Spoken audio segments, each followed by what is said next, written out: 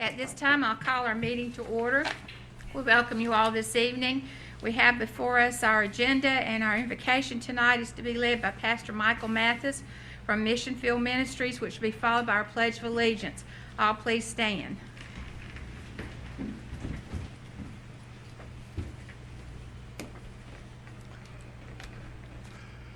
O Lord God Almighty, you alone are God, and there is no other.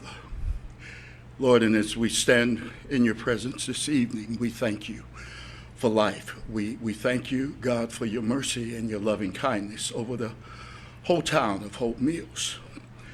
Oh God, and as we give thanks to you, we always remember how frail we are, even in our best state. And we ask you, Lord, in these things, simply when we err, God, we ask that you would forgive us for any sin, individually and corporately, for this board, Lord. And now, Lord, once again, we come boldly. We know that you are God, and we know that you hear our prayer. And so, Father, we thank you for our mayor. We thank you, God, for her leadership. We thank you, even, God, for her spouse, Mr. Alex Warner. And we ask you, God, that you would touch him now with your finger of mercy and healing. We thank you for technology and the doctors, oh Lord. God, we bind the sickness, and we ask you, oh Lord, to have mercy, oh Lord, and heal him even as he lie down right now. God, not only that, Father, we thank you for all of the team here with the town council in their respective places with their respective responsibilities. We thank you, Father, for their willingness to serve voluntarily and to help this town. We pray for a hedge of protection around all of them, oh Lord, as they go out and come in for their families, their children, oh Lord. And always, God, we're forever grateful for the angels of protection we have with law enforcement, the fire departments, all of the first responders.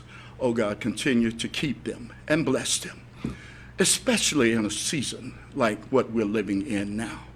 Oh Lord, have mercy, oh God, and keep them and their families.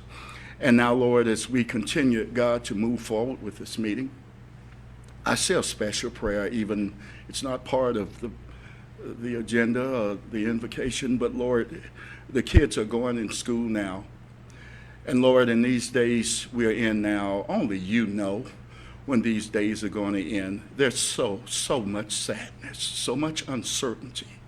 But God, we cry out to you as leaders to please help us to make the right decisions as we hold so many people's lives in our hands sometimes. So shield our children, both in college, high school, elementary school, the teachers, all the educators. We pray for them, oh Lord. And God, we thank you for continuing to endow this board with godly wisdom to make the decisions, though everybody may not be happy with them for now. But later, they'll say, you know what, I didn't like it then, but now I can see where this whole town prospered from it. We submit this prayer to you in Jesus' name. Amen. Amen. Thank you. I Pledge allegiance to the flag of the United States of America and to the republic for which it stands, one nation, under God, indivisible, with liberty and justice for all. You may be seated.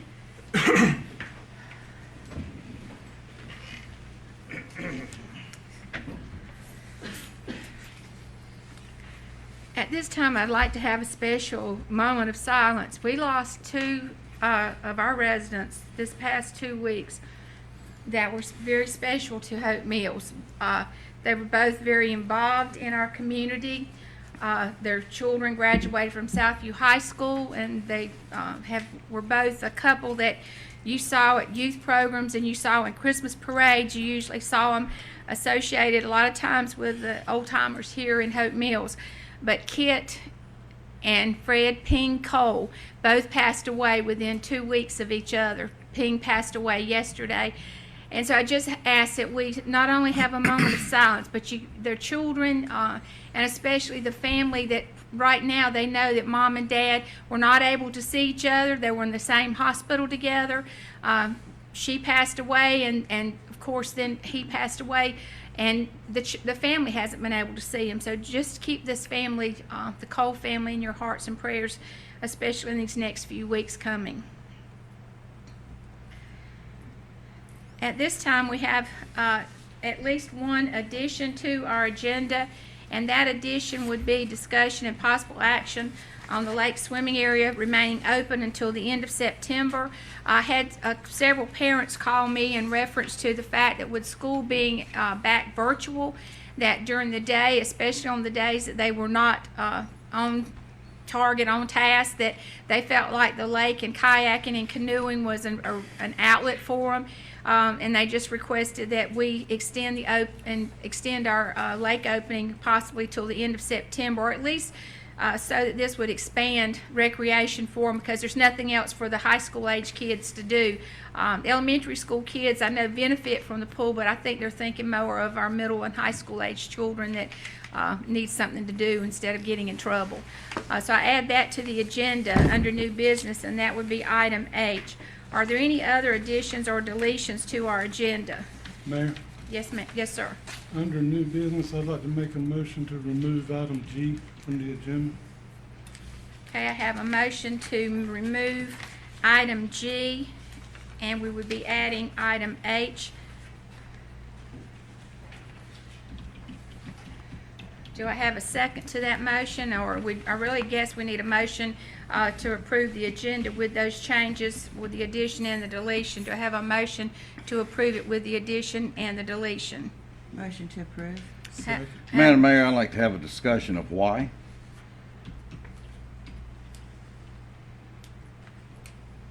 That will Okay. go to you, Commissioner Marley. Mayor, you allow? you There's allow- nothing to allow. I'm asking. I'm I don't asking have to Mayor recognize you, sir. It's a point of order, Mayor. It's I'm not, asking no, why. sir, it's not a point of order. I'm asking why. Commissioner Marley, if you would like to respond. The Let's reason go. why I asked for that item to be removed from the agenda is this board gave the approval to the mayor to form a committee to study the issues for that neighborhood. That committee has not yet came forward with a recommendation to this board. And until I hear a recommendation from that committee, I'm not prepared to make any kind of decision on that. So that's my reason for removing it. I think we need to give the committee time to explore all options with everybody at the table and come up with a solution that benefits those citizens of those neighborhoods as well as the town. Thank you, Mayor. Okay. Now, my response, Mayor. Yes, it is my response. Commissioner Marley, why didn't you express that during the discussion of the item itself? What you just said is what should have been discussed during the item itself, without pulling the item. That's what I'm after. I think there's 400 families that would like to have an answer. I'd like to have an answer. And your answer was unacceptable, sir. Clearly unacceptable, because you should have had it during the discussion of the item itself. Everybody's entitled to an opinion. And I just firmly disagree with it. okay, well, there is a item to be removed, an item to be added, and an example or an answer has been given, sir.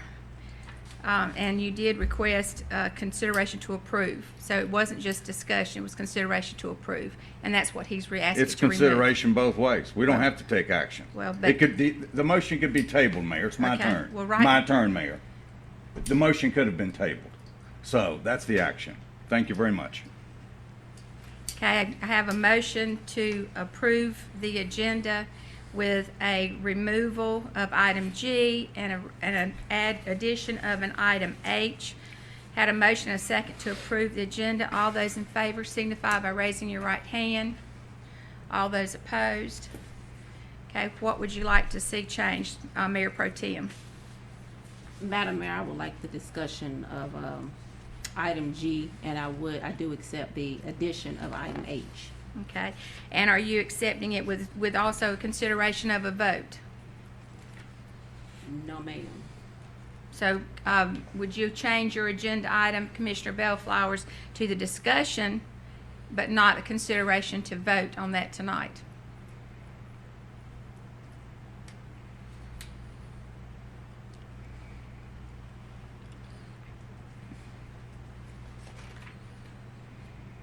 I'll change it to a discussion.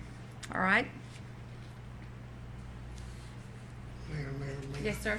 I wonder if we need to look at consent item D and see if Marco has anything he wants to add to this Old Mill Days discussion. Have you got a place on the agenda for that? Okay, I'll withdraw that, thank you. Okay.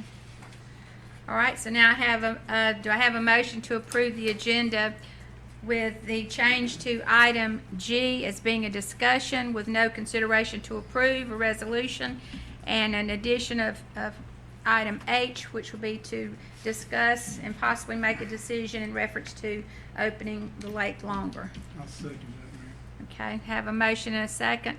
All those in favor signify by raising your right hand. Seeing none opposed. All right, the first thing on our agenda is presentations, and we have a presentation to a young man.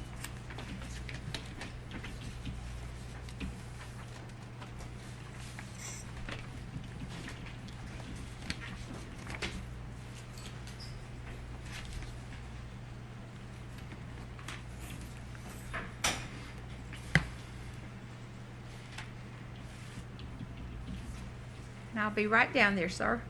It gives me great pride to recognize again Alcidar Sebastian Ray. He's a local Hope Mill student. He's 16. He's a rising senior at Cumberland International Early College High School. He was accepted on his first submission and started at age 6 in South Florida and carried it on with his family moved to North Carolina in 2012. He also won the Youth Volunteer Award for South Central District and is a 4-H youth member for Cumberland County. Membership in the Honor Club is based on service to the 4-H program, leadership, moral standards, 4-H activities, and project achievement. Less than 0.5% of North Carolina 4-Hers are selected for membership each year. Members must be at least 16 years old and have a minimum of 3 years 4-H experience. And this is presented to Alcidar Sebastian Ray in recognition of your membership in the 4-H Youth Honor Club, receiving the Youth Volunteer Award for the South Central District, and being awarded a trip to the National 4-H Congress in Atlanta, Georgia. You are to be commended on your achievements. And again, young man, I've done this, seems like every year, and sometimes twice a year, so congratulations again. I'll come down and present this to you.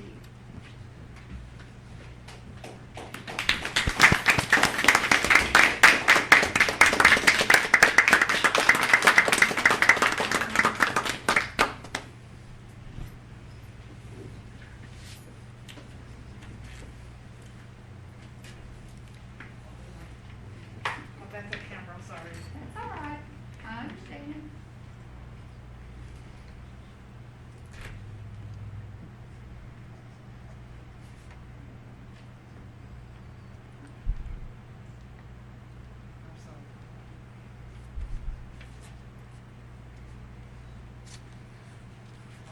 Thank you.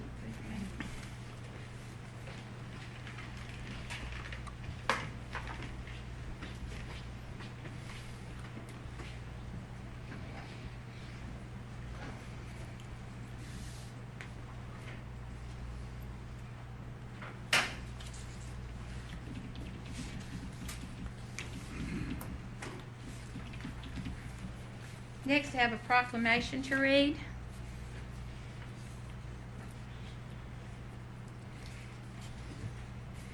Proclamation on the anniversary of the 19th Amendment. Whereas the women's suffrage movement was founded in the mid-19th century by women who had become politically active through their work in the abolitionist and temperance movements.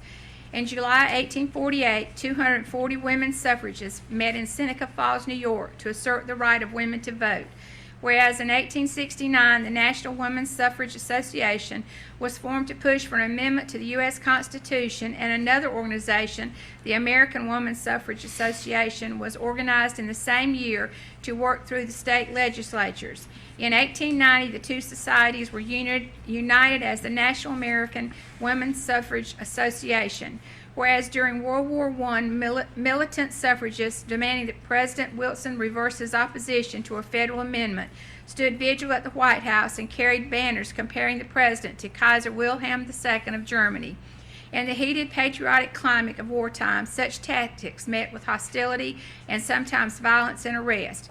Whereas on August 18, 1920, after Tennessee became the 36th state to ratify the 19th Amendment, which stated, "The rights of the citizens of the United States to vote shall not be denied or abridged by the United States or by any state on account of sex," was adopted.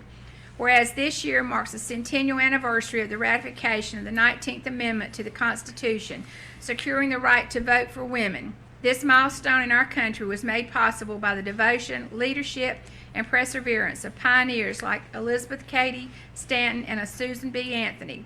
Now therefore be it resolved that the mayor and commissioners of the town of Hope Mills do hereby proclaim the 18th of August, the centennial anniversary of the ratification of the 19th Amendment, paving the way for greater female participation in all levels of government, and urge all citizens of our community to give full regard to the past and continuing service of women in our town, our state, and our nation. And what appropriate time to encourage all women not only to run for office, but to get out and vote.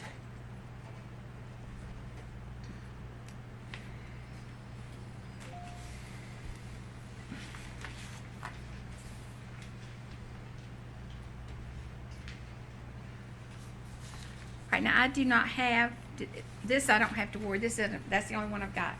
I'm good to go now for my proclamations. And that's it. Some more papers to sign.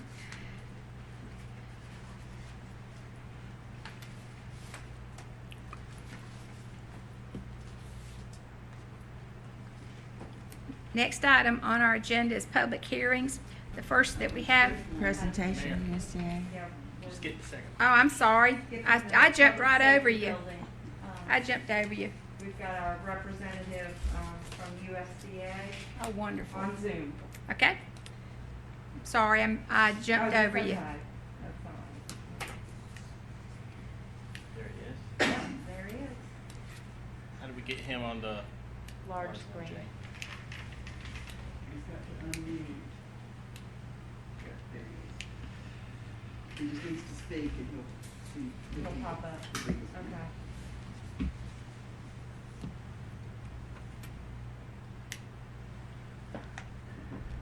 Drew, get him to. Drew, just talk to him. Just talk to him. Okay, say something, Tobias. Yep,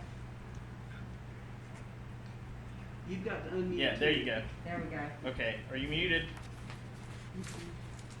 Okay. Okay, council, again, Drew Holland, Finance Director. It's good to see y'all this evening.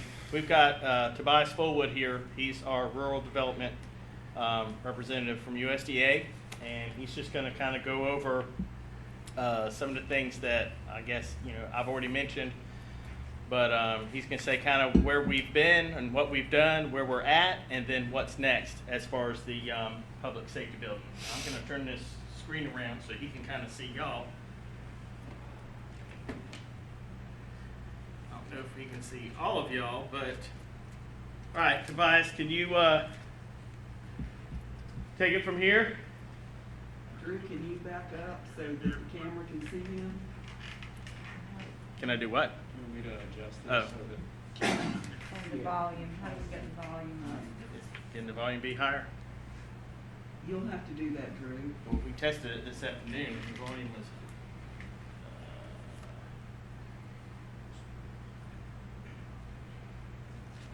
You really can't test the volume unless he speaks. Keep talking, Tobias. Barely. Tobias, turn your volume up. Can your volume get higher, Tobias? Y'all hear him? No. we tested it earlier, we could hear him just Did he fine. have a headset on earlier? No. His I wonder if headset's- it's got something to do with his headset, Drew. No, because he had that on earlier today Oh, too. did he? Yeah, it was plenty loud. On 70. Okay, so.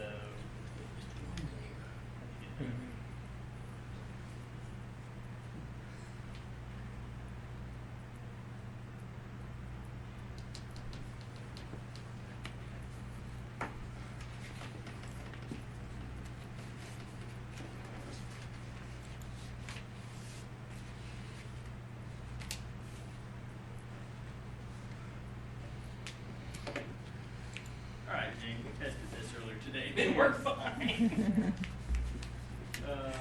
I'm witness to that. It happens. It happens. It happened to me today. I guess this is what happens. Do you have You're dealing with. your speaker or your volume on your laptop turned up as high as it goes? They're not, they don't always work 100%. Went down today. I heard they did. Well, when you turn it up about-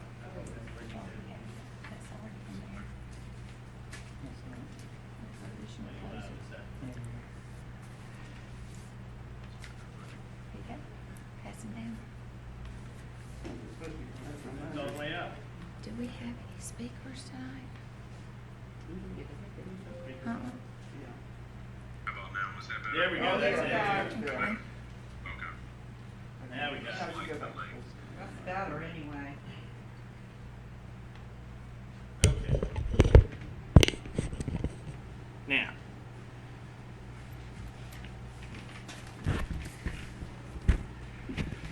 Now we can't hear it all.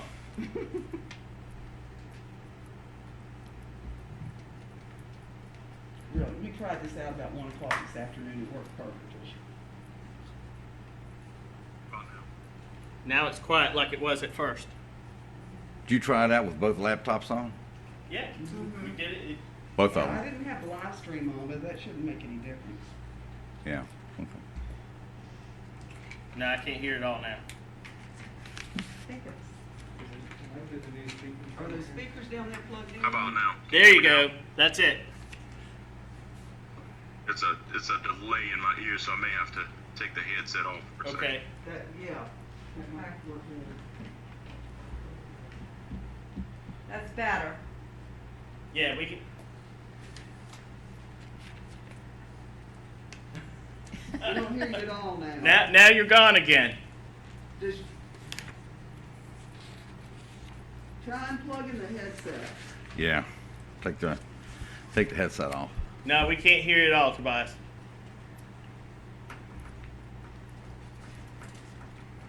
I've been more successful Now we without the now we headset. can. Okay, so it's microphone 2. I'm gonna have to leave it in test mode. Okay. For the microphones, for some reason it is not. It's your headset. Take it off. Unplug it. Now we can't hear you again. Tell him unplug his headset. Alright, still hear me, Drew? Barely. Now I can't hear it at all. It's on his end. I have changed nothing. from Now it earlier. is.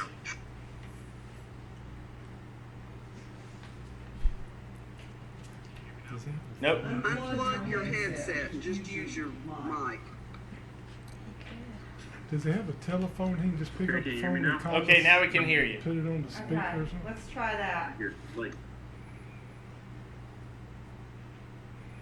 Okay. Okay, good. Alright. Sorry about that. So good evening, everyone. Again, thank you, Drew, for having me today. My name is Tobias Fullwood, and I'm with USDA Rural Development, and we are working and have successfully submitted your application for the public safety building. I know it's been a long road. I've been working with Drew for quite some time trying to get this thing in process. Unfortunately, here recently we've run into some difficulties, good and bad. Number one, good, just receiving the abundance of funds that we've received in the past, more funds this year than we have in the past. Some bad, just the COVID delays that we've been faced with nationwide, worldwide. Again, I know it's been a long haul. It's been a lengthy process. But on a good note, we have successfully submitted your application. We've submitted to my coordinator. It is currently under review.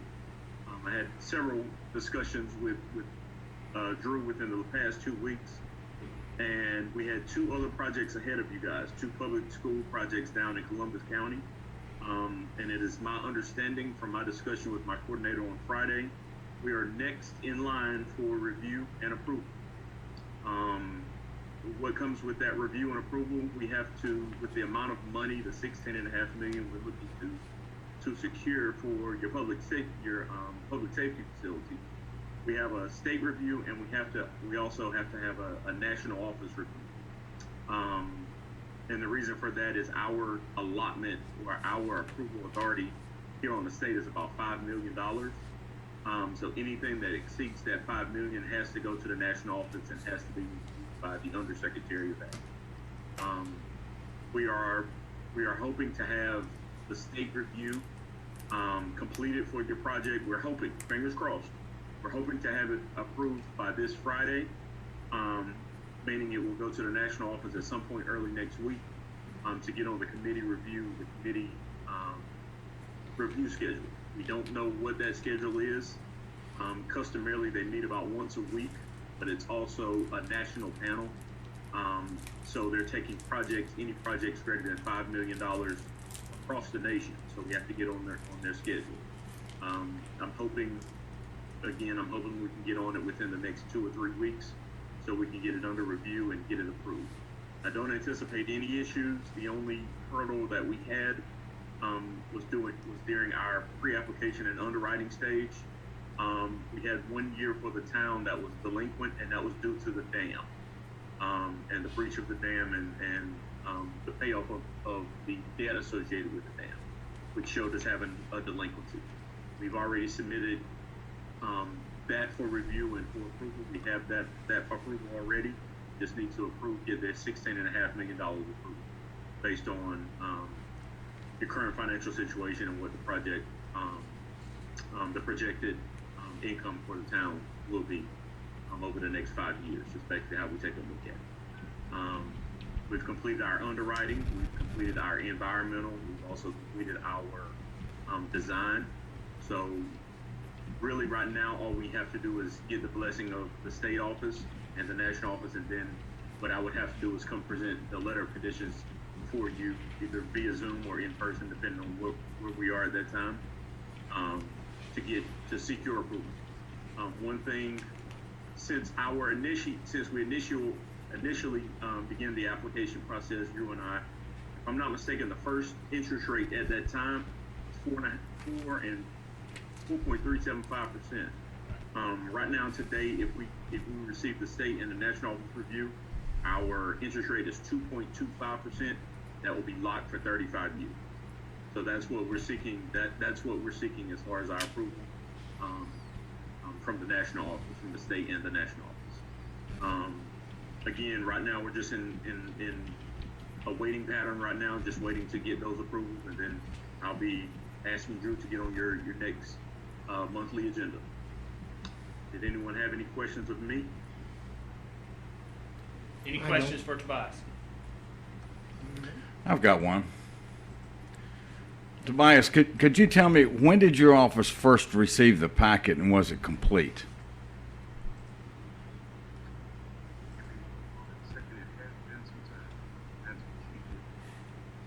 Did you hear the question? I did. He asked when the package was received initially. Right. Mhm. Right. 1 second, I'm trying to get into this.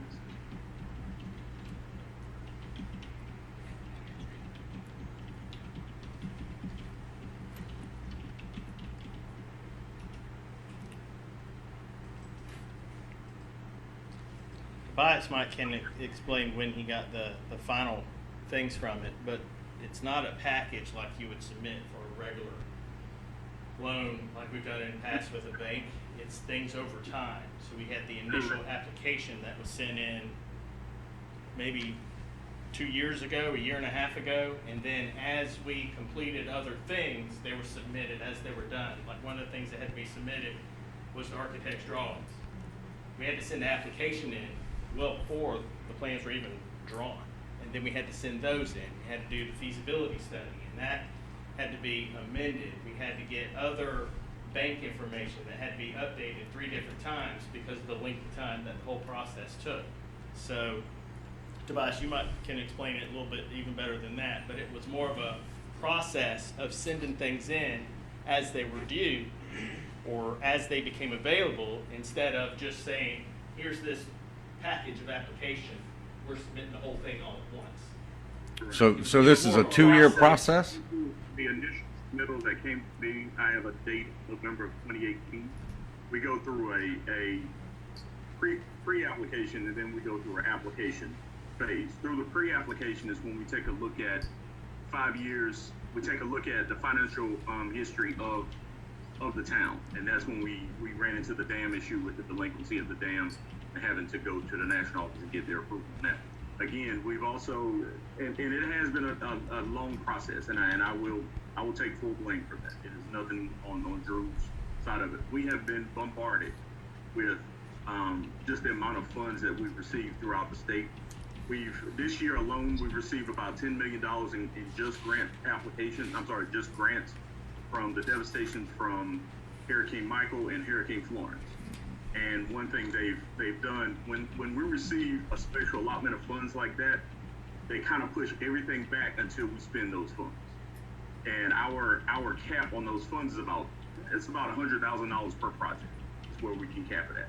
So we have to spend all of those funds before the national office comes. They'll give them to us, and then they'll put a date on it, and then they'll come pull them back. So we try to spend as much money as we can with those disaster funds.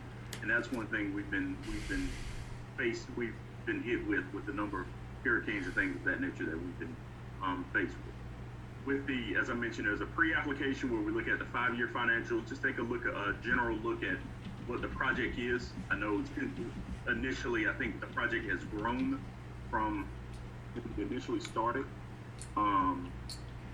We do the pre-application, take a look at the 5 years, take a look at the budget and things of that nature. Initially, went to the national office, got their approval. When we get into the application side of it, we take a look at the financial feasibility that Drew mentioned. We take a look at the environmental of the site. We also take a look at the complete package as far as the design, the budget, to make sure everything the numbers that are being provided are right in line with what the market is doing at this time. So those are kind of the stages of progression as far as our application. Yeah, I remember one of the things that took a while was once the initial drawings were done, we had to get an estimate, and the architect's estimate on what the total project would cost before we could know how much did we want in the actual loan. Because if you remember, as I've been presenting to you over time, originally when we first put it in the CIP, we were thinking an $8 million project.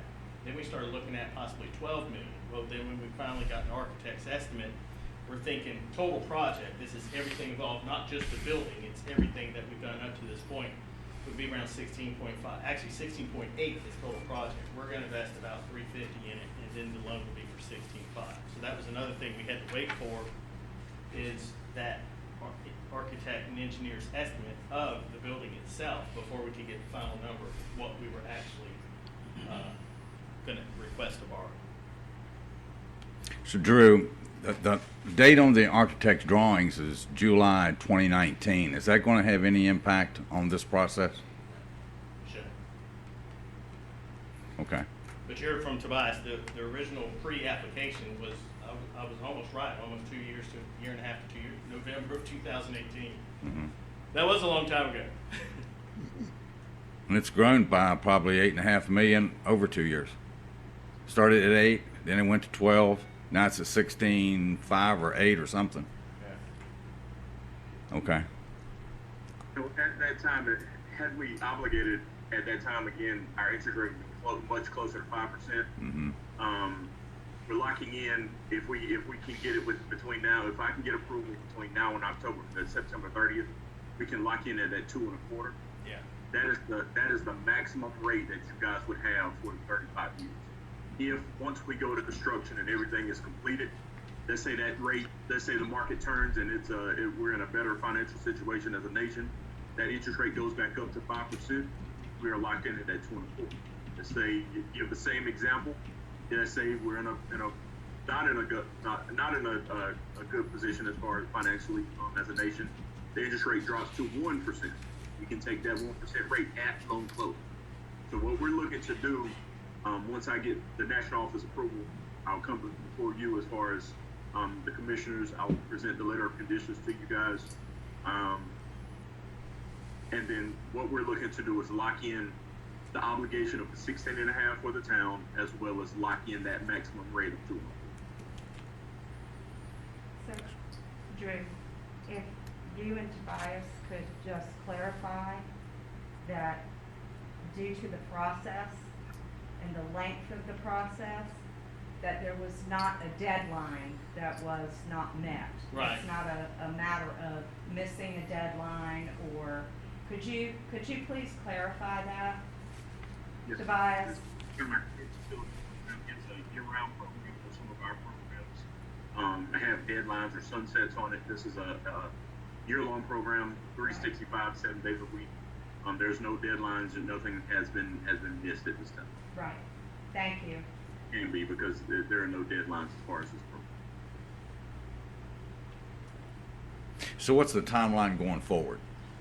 Timeline going forward, all depends on, as Tobias said, when it's approved by the state, then it goes to the federal. So just say, for instance, best case scenario, it gets approved in the next couple of weeks. Then I think, Tobias, you told me it might be another month before the federals, 3 weeks possibly before it's approved by the federal commission. Then it comes. That's correct. So what we would do is, basically, if I can get my project to the national office and get their approval, I will be on your agenda, either on the scheduled monthly agenda, or I'll get in contact with Drew, your town manager, and say, hey, we need to schedule an emergency meeting. Because we have to, our rates are subject to change quarterly. So if we wait, if it's not approved, this is, so we would need to get this approved. That's why I was asking about the timeline. Yeah. Correct. That's what we'll do with them. As far as the total project, then we can actually, once that loan is secured, then we can actually bid out the project Right, and get a right. general contractor selected. Once we get that done, that general contractor gives us, based on that bid, we're gonna have to do a construction loan during construction, because USDA doesn't do a construction loan. We'll be locked into that rate, into the 16.5 million, but we're gonna have to borrow from a local bank or just a regular bank a 2-year construction loan that will just pay interest only. We'll get the building built using those funds. Once the building is complete, those funds are used, then we kind of replace that with the USDA loan for the next 35 years. So that loan won't actually even start until the construction loan is over, and it transfers over to we pay off the construction loan with the USDA funds, and then that's the ongoing. But we're still locked into this current rate. And as Tobias said, if the rate goes down at any time, and then we can readjust it and take that lower rate, but it does not go up. It will not go over that 2.25 rate that we've got right now. Does any other commissioner have a question that they would like to ask at this time? And if you will be reminded that you need to direct to the mayor your request to speak, so that way we can have orderly discussion. Is there any other commissioner at this time that would like to ask a question? Madam Mayor, ma'am. Yes, sir, Commissioner Bell. Are we still in the same, Leg. I'm sorry, Yes. are we still looking at the same cost as we did in the beginning at the 16.7, whatever it is? 16.5 is what we're 16.5. borrowing. We still locked into that? I mean, Yes. and we will be until we get a bid? Well, if for instance we get the bids and they're all above that amount, if they're too high, we can reject the bids and rebid. If Okay, they're higher than that amount, then just say the bids come in at 17, we need to come up with another $500,000. Well, we may not have that available through USDA because we're only approved up to 16.5. So the town may have to come up with that difference in funds. If bids come in lower, we don't have to borrow the whole 16.5. We're just at a not to exceed the 16.5 loan. So if, say the bids come in at 15, well then it's $1.5 million we don't have to borrow. thank you. And right now, we're really in a competitive, with COVID, things have slowed down construction-wise. We should get good bids. Just for instance, I had a a public school up in Castle County go to bid. The project was $34 million for a high school. It came in $6 million under budget. So we're really in a competitive. The construction market right now is really competitive. So I think we'll get some really good deals. We're optimistic about it. Our architect feels the same way too. Any other commissioners have a question or concern? Okay. Thank you, sir. Okay, all right. Thank you Thanks a so lot, much Tobias. for coming with us tonight. Thank you, sir. Hopefully we'll see you again soon, having that loan approved. Absolutely. Thanks for having me. All right, thanks a Thank lot. you. Thank you. Now we move to public hearings. The first public hearing is case P 20-25, rezoning of .99 plus or minus acres from O&I Office Institutional District to R7.5 Residential, or to a more restrictive zoning district located at 5802 Rockfish Road, and it's submitted by Fuad S. Alsadea, owner, and Edna M. Edmondson, agent. And I'll turn it over to Mr. McLaughlin.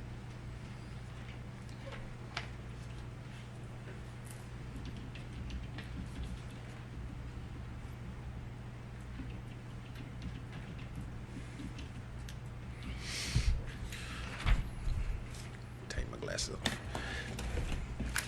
Hello, Madam Mayor, Board of Commissioners. As stated, this is case P 2025, which is a rezoning request from ONIP Office of the Institutional to the R75 Residential District. As it relates to background, the property is addressed at 5802 Rockfish Road. The subject property is also a .99 acre tract developed with a vacant single-story residential structure. The site is located at the northwestern intersection of Rockfish Road and Garfield Road and is currently zoned under the ONIP Office and Institutional District. As it relates to the zoning in the surrounding areas, there is a large established residential area to the north and west of zoned under the R75 district, with another large area to the south zoned under the R15 and PND residential districts. The area to the immediate east is developed with the Town of Hope Mills Governmental Complex, or Park, and is also zoned under the ONIP district. The current residential structure has remained vacant for a number of years, as there have been several failed non-residential projects approved at this location. What you have here kind of pretty much outlines what I just spoken to the record with the surrounding zoning. To the north, east, or the northwest and south is pretty much all established single-family residential. The only non-single-family residential is where we are right now. This is your land use. All the areas in yellow, as such, are your residential districts. The blue areas are your office and institutional. That one blue area adjacent is the church. This is just another area view with the zoning overlay. This is your water and sewer availability. There are no hydric or hydric inclusion soils available on the subject property. And what this is the plan compliance. The Southwest Cumberland Land Use Plan does call for low density residential development at this location with a density of 2.2 to 6 units per acre. So as it relates to the request of R75 zoning, this is in compliance with the recommendations of the Southwest Plan. And here are your site photographs. This is a photograph directly in front of the subject property. This is a view east along Rockfish Road. Subject property is to your left. This is view south along Rockfish Road. This is across the street. This is a view west along Rockfish Road. Subject property is to the right side of the screen. And that concludes the presentation. I'd like to open up the floor to any questions that you have. But first, in your package, you see that the town staff is recommending approval along with the recommendation of the Cumberland County Joint Planning Board. Did we have anyone that has signed up or wanted to speak in favor or against this rezoning? Not for this case. not for this case. So for this public hearing, then we have no one here to That's correct. speak for or against. Okay. That's correct. All right, so any concerns or questions from the board? Any commissioner have a request or information from Mr. McLaughlin? No, Madam Mayor, I make a motion. Okay. I make a motion in case P 2025, the Town of Hope Mills Board of Commissioners recommend approval of the rezoning from OIP, Office and Institutional District, to the R7.5 Residential District, and find that the request is consistent with the Southwest Cumberland Land Use Plan 2014, which designates this parcel as low-density residential. The low-density residential designation allows for a density of 2.2 to 6 units per acre. The board further finds that approval of this rezoning is reasonable and in the public interest, as the district requested is in harmony with the surrounding existing land uses and zoning. Have a motion, do I have a second? Second. Have a motion and a second. Any other discussion? All in favor, please signify by raising your right hand. Seeing none opposed. The next item on our agenda is case P 20-29, rezoning of 7.14 plus or minus acres from R5A residential to R6A residential, or to a more restrictive zoning district located south of Service Road 1003, it's Camden Road, and north of Service Road 1112, which is Rockfish Road, east of the intersection of Camden Road and Rockfish Road, and it's submitted by LSEL Jr. And I turn it over to Mr. McLaughlin. As stated by Madam Mayor, this is case P 2029, a request to rezone from the R5A residential district to R6A residential. Subject property, as stated, is a 7.14 acre tract that is currently developed with a manufactured home park and is located south of Camden Road, north of Rockfish Road, and east of the intersection of Camden Road and Rockfish Road. The site was initially zoned in 1979 by the Town of Hope Mills under the R5A residential district, which rendered the site legally non-conforming, as R5A does not allow for this type of use. The Town of Hope Mills staff was initially engaged by the property owner, who was seeking a building permit for 4 new manufactured homes. With the use of R5A not allowing the current, with the use not allowed in the current district, the property owner is proposing to rezone the property to R6A to bring it into compliance. In terms of overall surrounding area, there's a large developed area to the immediate west that is also zoned under the R6A district, with the area to the east, north, and south zoned under the R75 residential district. The Millstone development is located to the far east, which is a mixed-use development. What you see here, the subject property is hashed out in R5A, but to the immediate west or left of that property, you see a large established R6A zone parcel. You have R10 to the immediate east, R10 and R5 to the north, and R10 to the south. This is your land use, multifamily residential, manufactured, single-family residential, and some commercial do make up this immediate surrounding area. This is just an overlay of an area with the zoning overlaid on top. This is your water and sewer availability. No hydric or hydric inclusion soils located on site. And this is your Southwest plan or policy plan compliance. As the actual Southwest plan calls for mixed use development at this site, this request to rezone to R6A district is not in compliance with the Southwest plan. This is a view of the subject property from Camden Road. This is a view of the subject property west along Camden Road. Subject property is to the left side of your screen. This is a view north on Camden Road across the street from the subject property.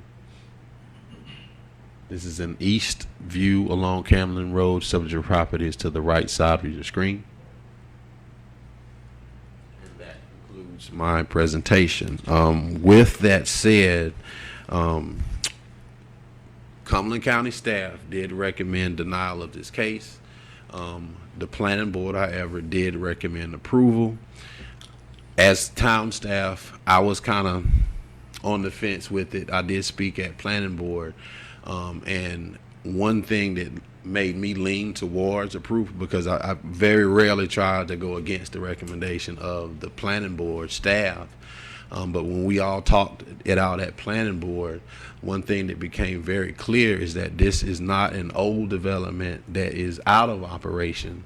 This is still open, but this owner cannot continue to add any new manufactured homes to this development, because I'm not sure what happened in 1979, but when it was annexed in by the town, they intentionally annexed it in under a classification that doesn't allow it. I'm not sure if the outlook on manufactured home was at that time.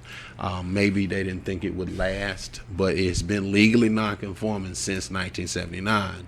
So with him engaging us initially to get a building permit for new manufactured homes and us not being allowed to permit them, the only remedy he has available to him is a request of rezoning. So with that said, and with a large R6A property directly beside him, even though the Southwest plan calls for mixed use, that was my reasoning as to where I lean towards the recommendation of approval, and that's exactly what the motion tied to the planning board of recommendation of approval is tied to as well.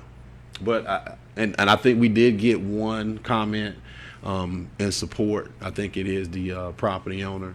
But if you see that the Southwest plan doesn't recommend this, or neighbor, I have a neighbor and the property. both in support or one in They're both in support. both in support. Right. And I've talked to a few people, but my whole point is when you see on paper that it's not in compliance with the Southwest plan, and you see that the Cumberland County staff recommend denial, it does raise some eyebrows. But based on the merits of what we all looked at, I am recommending approval for this case. Okay. As far as the opening for public hearing, we do have, and you should have before you, the two people that are in favor. One is I'm Jacqueline Terry. She resides at 6258 Rockfish Road. And the other is LSL Jr., who is the actual owner of the property. Did we get any that were opposed? Did we have any that, and there's no one that came tonight to speak? Yeah. Do we need to read these in, or do you think they're appropriate to? I think the fact that we can surmise that they're in support. I mean, if you guys want to read them in just for the record, but at least we know at this point they are not in opposition. Okay, Ms. Strong, would you like to read those in? If you would like,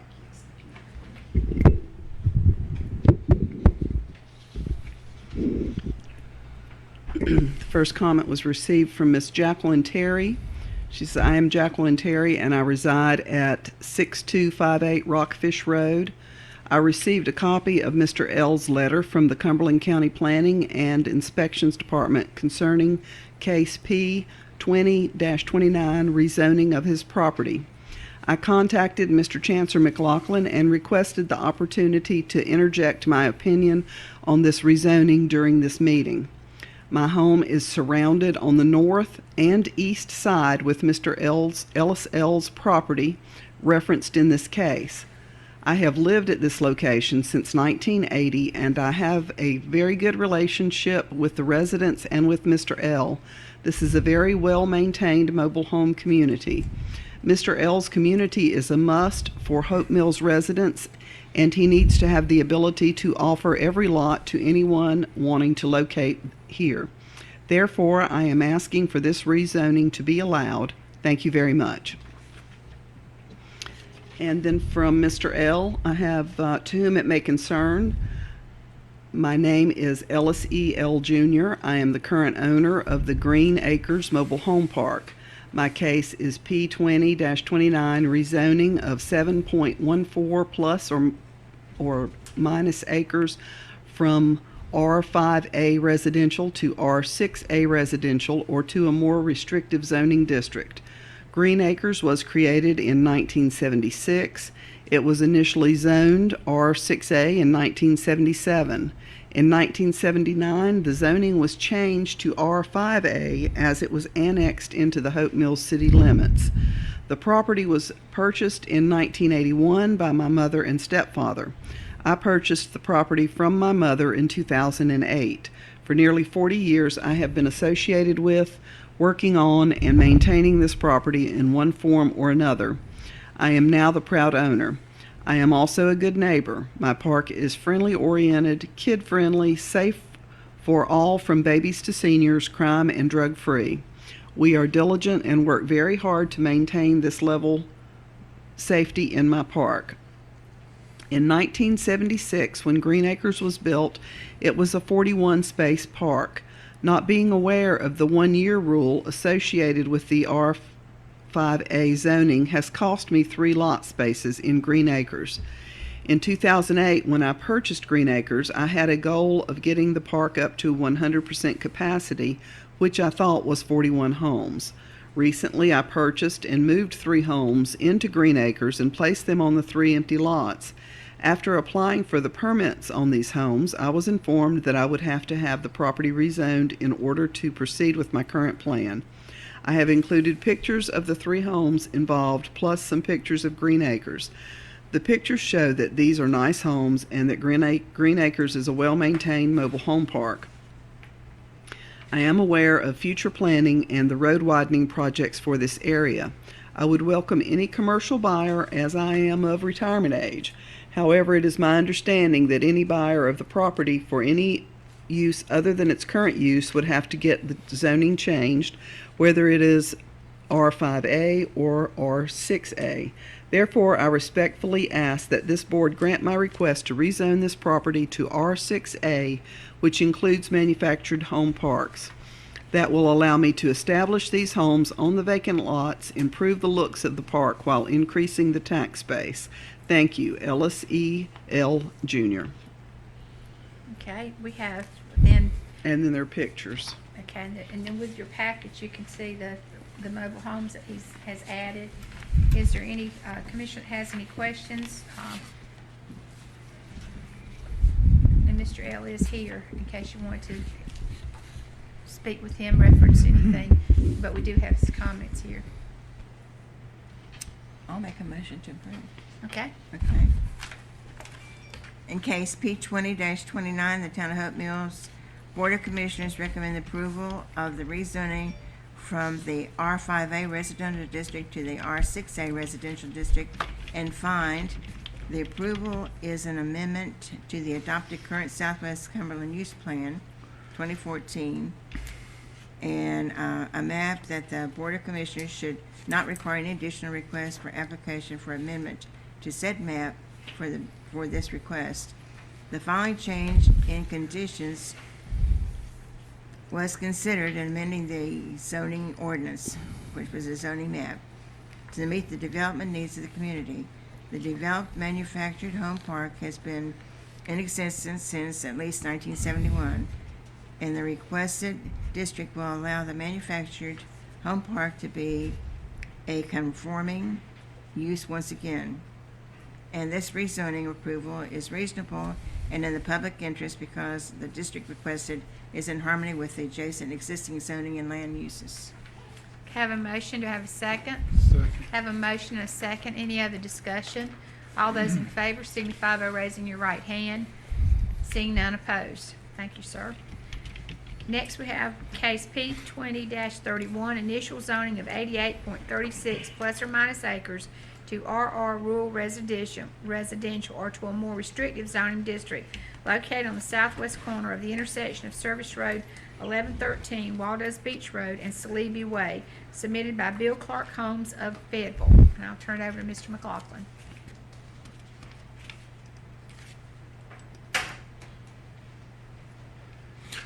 As stated, Madam Mayor, this is case P 20-31, which is an initial zoning of 88.36 acres of land.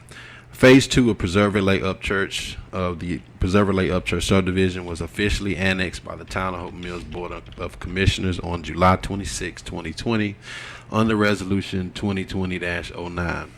As the subdivision was approved in the Hope Mills MIA under the residential district, staff proceeded with the request to initially zone the development under this same district in the Hope Mills zoning ordinance. As a large portion of the development is wetlands, Hope Mills and Cumberland County staff discussed that the Conservancy District be attached to the initial zoning request of the RR residential. Plan review staff has been in contact with the developers who are preparing to begin construction of its new phase. So I'm recommending approval. The planning board is recommending approval. When you see this denial language, this is not denial of our request, but procedurally, as our request just stated, RR, procedurally to add the Conservancy District to it, they're saying denial of the RR and approval of the RR/CD. So it's not like they're saying that they don't want, they were not recommending approval of our case, but this is the language we had to draft to ensure that the undevelopable Conservancy District part along the lake carries forward the Conservancy District zoning with the initial zoning of the RR.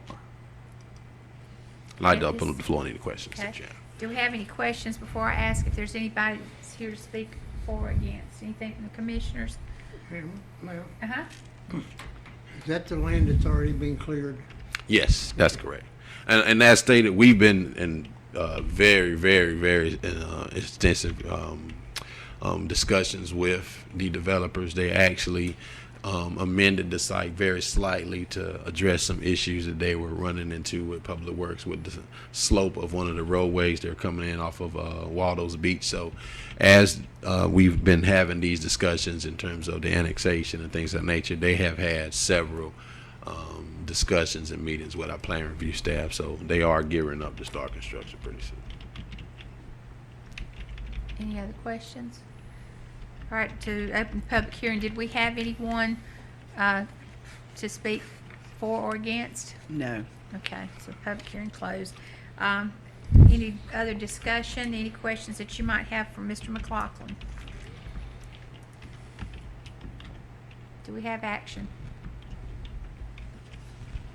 Madam Mayor, I'd like to make a motion in case P 2031, the Town of Hope Mills Board of Commissioners recommends the denial of the initial zoning to RR residential, rural residential, and instead recommend approval of the initial zoning to RR rural residential with CD Conservancy District remaining where the special flood hazard area and floodway is located. Staff finds this recommendation consistent with the Southwest Cumberland Land Use Plan 2014 designations of low density residential, suburban density residential, and open space.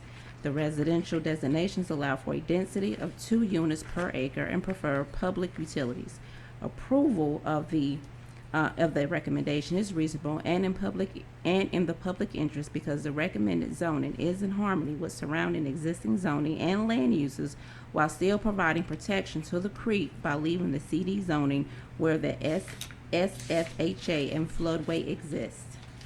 Do I have a motion? Do I have a second? Second. Have a motion and a second. Any other discussion? All those in favor signify by raising your right hand. Seeing none opposed. Next, we have case P 20-32, initial zoning of 43.92 plus or minus acres to R6 residential or to a more restrictive zoning district. It's located on the north side of North Carolina 162 or Elk Road, north of Eagle Landing Drive. It's submitted by RC Land Ventures, LLC, and William F. Beach and Bobby R. Beach owners. And I'll turn it over to Mr. McLaughlin at this time. As stated by Madam Mayor, this is case P 20-32, which is the initial zoning of the Sweetwater subdivision. It was initially annexed by the Town of Hope Mills Board of Commissioners on July 26, 2020, under Resolution 2020-10. As the subdivision was approved in the Hope Mills MIA under the R6 residential district, staff proceeded with the request to initially zone the development under this same district in the Hope Mills zoning ordinance. Plan review staff has also been in contact with the developers of this project who are in preparation to begin construction of this development. Staff is also recommending approval along with the recommendation of approval from Joint Planning Board. Okay. I'll open up the floor to any questions that you may have. Any questions from anyone? Mr. McLaughlin? If not, do we have anyone here to speak in favor of the development? If so, you could, anyone opposed? Yes. Okay. Just need to Thank give you. your name and Commissioners. address. My name is James Nance. I'm an attorney here in Fayetteville, and I'm here on behalf of Carla Hardy. The problem with this particular request is that the portion that is marked here Please and speak says- into the microphone. and says R10, that portion there is a 5.36 acre tract, which the developers do not own. My client owns it. The developers have never owned it. This property was deeded by Bobby Myers to AAA Construction, and it did not include this 5.36 acres. AAA did a deed in 1986 to Land Associates, Inc., and they said 92 acres, but there was no description on that deed. Land Associates kept it, and then in 1919, they deeded 92 acres to RC Land Ventures LLC, who are the developers that are before you. The problem was that that deed accepted Ms. Hardy's 5.36 acres.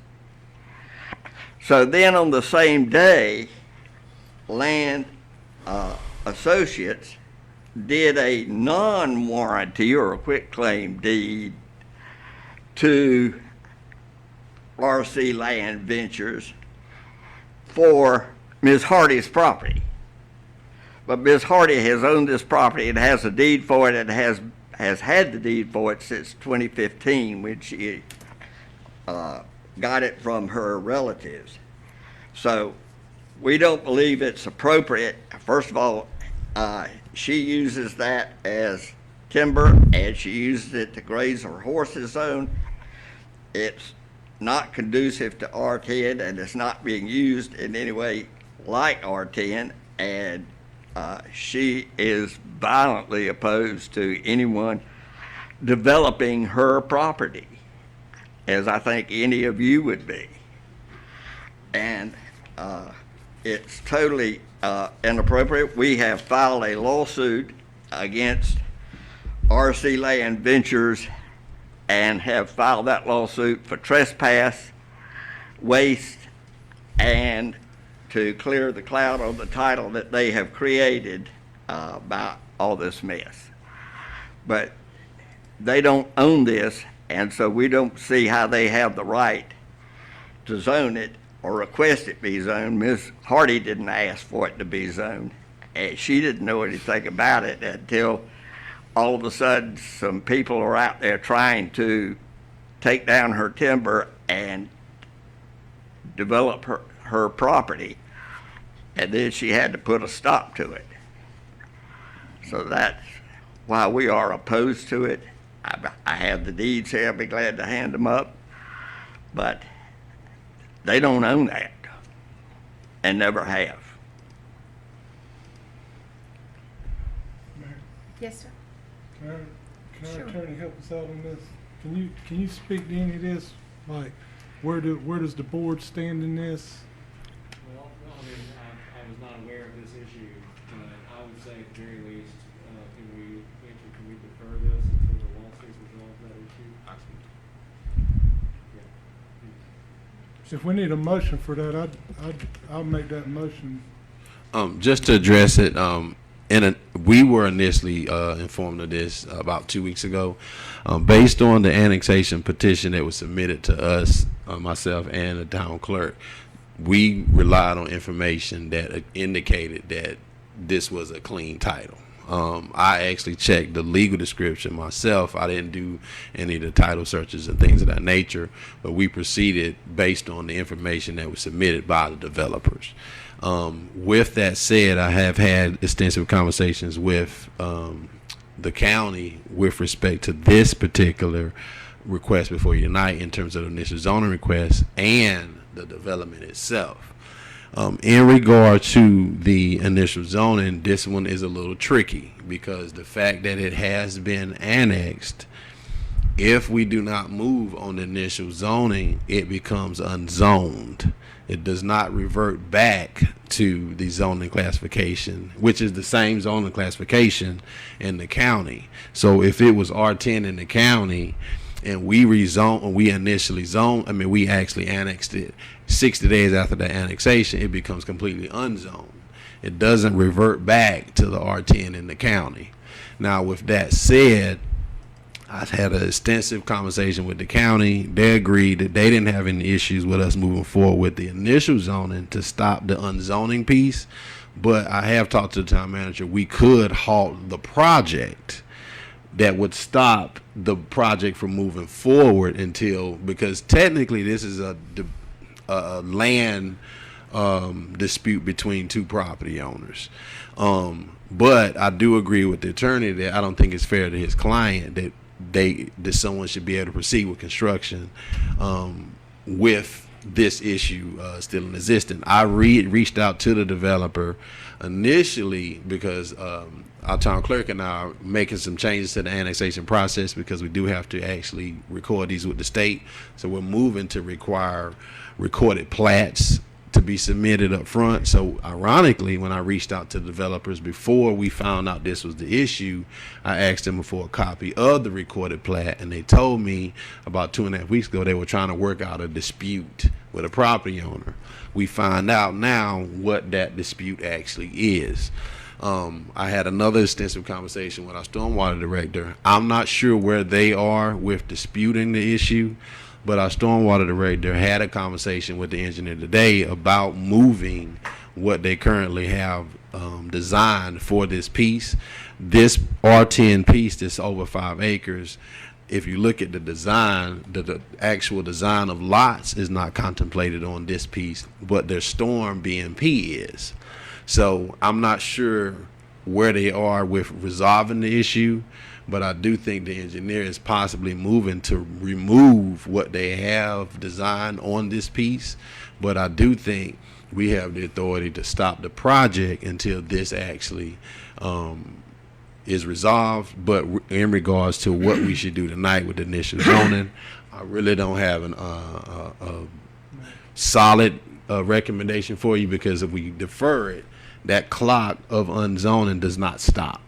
If we move forward, we're actually to move forward with initially zoning someone else's piece of property that they didn't give authorization to. So that's my position with it. Like I said, with respect to the project, we can't stop that, but I'm not aware. I'd have to lean on our attorney on what to do with the initial zoning. July 26th. Yes, that is correct. And it has not been registered yet because of the... We had no knowledge of it. We were not noticed. Madam Mayor, Yes, sir. could you show me on this map again exactly the area we're talking about? If I you was look trying to get here, that before you started. if you look here, the hashed area that says R10. It's Yeah. the only R10 zone piece. And So that's the piece that's in question. that's correct. That's correct. Okay, because I don't see how this entire piece could be, we could have annexed this entire property on July 26th if they don't legally own it. We were provided with the deed that said they did. And that's what I meant by the town clerk and I relied on information that was submitted by. Now, I just looked at the legal description. I didn't look at the deeded information, but we were submitted with information that, in my opinion, indicated that all of these properties were under ownership, or at least had authorizations. Now, we do know that to not be true, but I think that's how we got to this place based on what we Sounds what like a fraudulent received. deed to me. Mayor Warner? I don't know. Thank you. Yes, we We have filed it and it's being served. We have filed it and it's being served, and I do not know that it's been served on the registered agent for RC Land Ventures yet, but it was filed Friday at the 14th. And let me say this, Ms. Hardy doesn't care what you do with the rest of that property.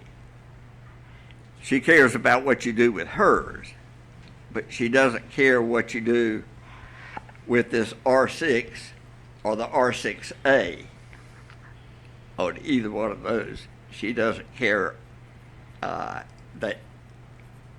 they own that and they can develop that, but they just don't own her property. Mayor Moore. Yes.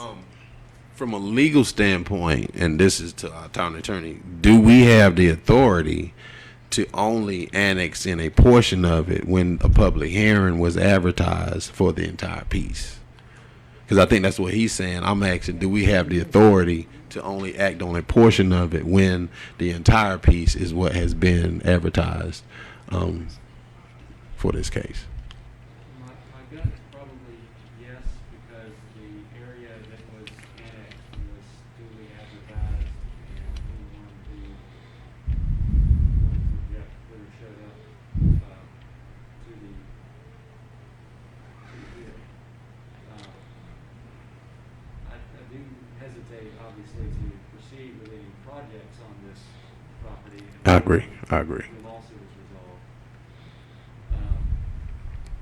I also understand the issue with having unzoned property in the town and the issues that could introduce.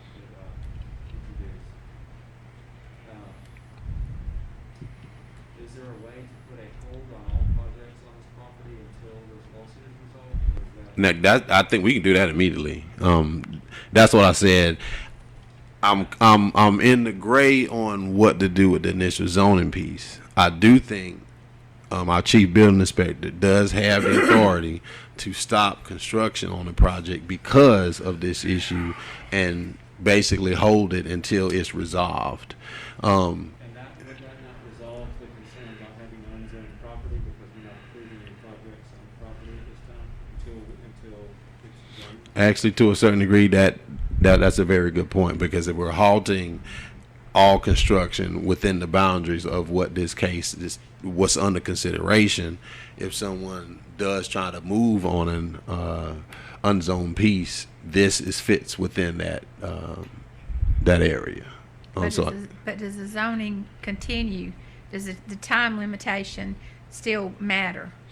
Yes, this does not stop the clock. So what would happen is, if you guys don't or table this initial zoning, but move to us to stop the project or any development on the area within this, it still becomes unzoned, but it's a catch-all, because if someone tried to come in with something else, we could stop that. If in the event that two things happen, they resolve the issue, the developers now own it, we can put the initial zoning back on the table for consideration. If they don't resolve it, and I do know he talked to our engineer, talked to our stormwater rep today about possibly finding another location to put the BMP that's designed on this piece. If that's the resolution, then they need to possibly amend the site plan for the subdivision, and at that point we can actually proceed forward with the initial zoning. Madam Mayor. Mr. Edwards asked first sorry. to speak. Okay. I was waiting for her. Okay.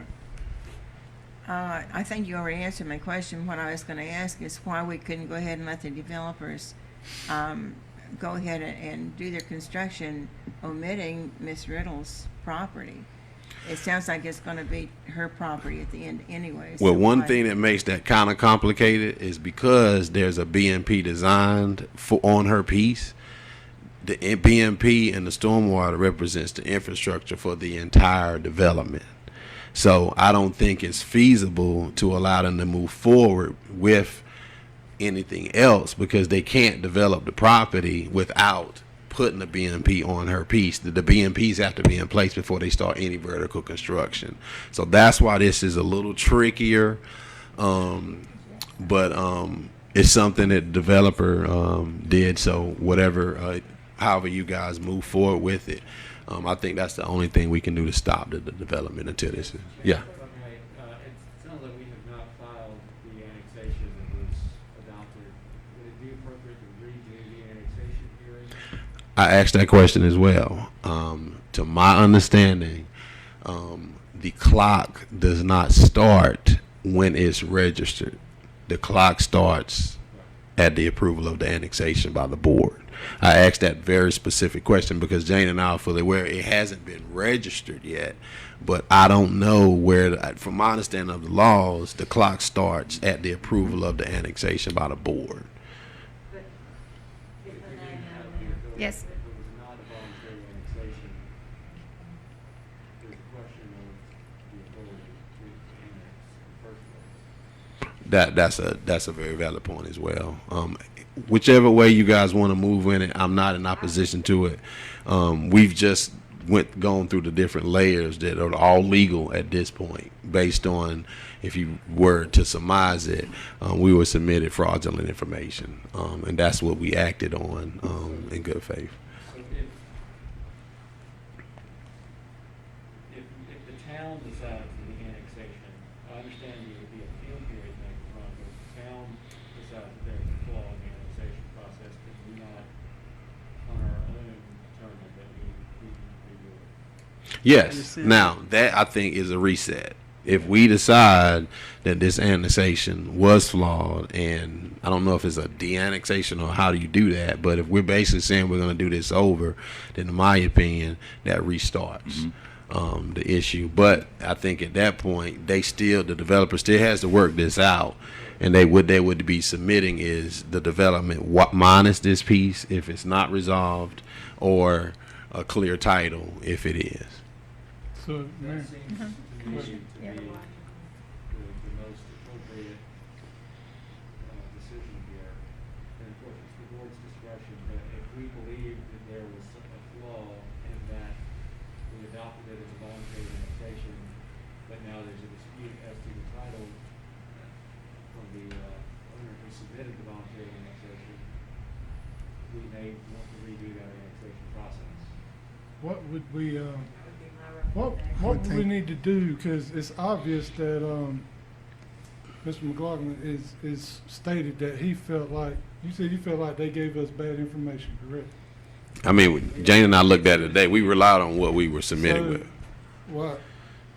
what would we have to do to start this process over? Is that just a simple motion to be made to I was gonna make that motion, Madam Mayor, start if you the want. process Dan, could they over? 'Cause rescind I don't it? feel like we need, I don't Could want they it to rescind fall it in again? zoning. Because But I this don't is want what to we Rescind, rescinded just it rescind the before. annexation on July 26th. I think what Mr. Bellflower said is key. If you could either Rescind it. rescind it or move to do That's something the else, motion. but that eliminates my concern. My concern is the unzoned piece. So if you move to de-annex or rescind the approval, that takes that completely off the table. The developer he has to resubmit in order to do anything. I do think that stops the project as well. Well, he didn't own all the project, all the land that was advertised. So it's clearly. That's exactly my point. So I think all of that motion does stop the project. So if this is what you're doing, the first thing I do tomorrow is pull in our chief building inspector and send notification to the developers. Mayor, Yes, sir. in light of the information in the town attorney's recommendation, Mr. Bellflower said he would make a motion to rescind that annexation. I'll second. Okay. Madam Mayor, Right thing to do. it was illegally annexed to start with. Basically, potentially. We don't know. Again, that's in dispute, and there's a lawsuit now ongoing. Well, according to the property owner, Right. it is, and according to the attorney, it And see, is. there are times where we may have an annexation under consideration that isn't clearly in ownership yet, but the owner signs and authorizes them to move forward. So what we presented is what we were presented with indicated that all those properties actually were authorized to proceed forward. We do know that that's not the case, and I'll pass my information on to the attorney so that we can stay up to date as we move forward. Mayor, not to hold up the vote or anything like that, but is there any way we can add in there that this not be brought back to us until this matter's solved. So they can't just. I don't turn think it around and legally can. resubmit. I don't see how I can. You know Because what I mean? if they don't resolve it, they have to pull this piece out and resubmit. If they do resolve it, they have to give us a clean title. So I don't think they can move forward either way unless they give us something different than what we received with this. By rescinding, it just resets the process. Yeah. And then it just starts anew. Yeah, okay, I'm good. Well, Yeah. it will allow them some time to try to work out whatever issues they have regarding the title. And I don't know how long, I know you can't say, but do you have any anticipation of, how long you think this will be in litigation? No, I do not. There's no way, because I know that I talked to the engineer. Mr. Blakely? who sold the property, and he admitted that our title was better, and that their title was questionable to me. But now whether he would admit that to anyone else in public, I don't know, but he certainly admitted it to me. And my other concern, I think if you do something like go back and undo the annexation, that would suit our purposes better, because if you were to do anything else, then my clients who does not want the R10 would have to come back and try to have that rezoned and go to that expense. And Madam Mayor, Yes, sir. I'm getting ready to start my 18th year on this council. Not one time in all the hundreds and hundreds of acres that we've annexed have I ever seen this problem before. I'm sure this young lady wants her land. She don't want somebody just taking it away. Now, if she would sell it to him or something, that might change the whole situation, but she's shaking her head, no, she don't want to sell it. But Mr. Bellflowers, I'll leave it up to him. Okay, so we have a motion to rescind the annexation that was done on July 26th. Is that the correct date? And I have a second. Any other discussion? All those in favor signify by raising your right hand. Okay. thank you very much. Thank you, sir. Thank you.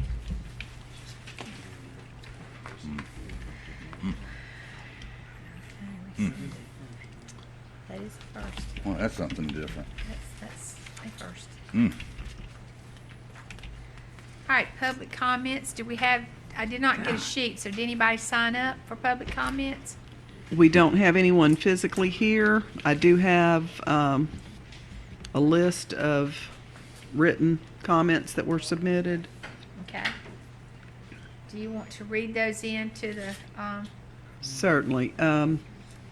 The first comment is Miss Lori Rawls at 3717 Masters. She states, I'm a registered voter and live in Gulf Acres. We do not need any more traffic in this subdivision. I support Commissioner Bellflowers. Thank you to vote no for this. Sincerely, Lori Rawls.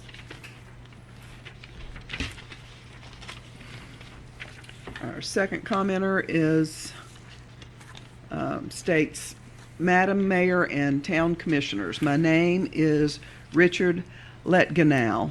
I live at 5758 Crenshaw Drive in Gulf Acres. I've lived there since 1976. I am sure by now that the agenda item submitted by Commissioner Bellflowers to close Crampton Road will have been removed from the new business agenda if history is any indicator. Hopefully not, and commissioners will vote 5-0 to close Crampton Road permanently. This action would go a long way in restoring trust in our elected officials. Remember, we found out about this action 1 week before it was going to be implemented without taking into consideration the concerns of the citizens/voters. In regards to the 3 August removal vote by Commissioner McCray and her assertion that the vote would be illegal is wrong. Per North Carolina general statutes and the opinion of the North Carolina Attorney General's office, the town through the board can close any roads within the jurisdiction of the town, regardless of any involvement by a developer. We have gone over the reasons why we need to close Crampton permanently many times. Mainly, it is a serious safety concern for all the students that walk to Rockfish School or uses the 4 crosswalks in Gulf Acres, in addition to the numerous residents that walk the roads throughout the neighborhoods daily. It is time you vote for the citizens' concerns rather than the bottom line in regards to the developers. Thanks, Richard Letganow. Next comment is from Marie Blackman from 3600 Crampton Road, Hope Mills, North Carolina, 28348, 16 August 2020. Dear Mayor Warner, Mayor Pro Tem Dr. Kinwana McCrae, Commissioner Jesse Bellflowers, Commissioner Pat Edwards, Commissioner Jerry Legg, Commissioner Brian Marley, and Miss J. Starling. The definition of the American dream changes with the decades. I was in school in the 1950 and early 1960. Then home ownership in a quiet neighborhood was cited as an example of the American dream. In 1981, my husband worked and found this American dream for me and our children in Gulf Acres in Hope Mills, North Carolina on Crampton Road. What a wonderfully quiet neighborhood. Now in 2020, my husband and I still have this American dream in tranquil Gulf Acres in our retirement. Thank you for working hard for us in keeping Gulf Acres as tranquil as in 1981 by keeping Crampton Road closed to additional traffic. We are counting on you. Sincerely, Marie M. Blackman.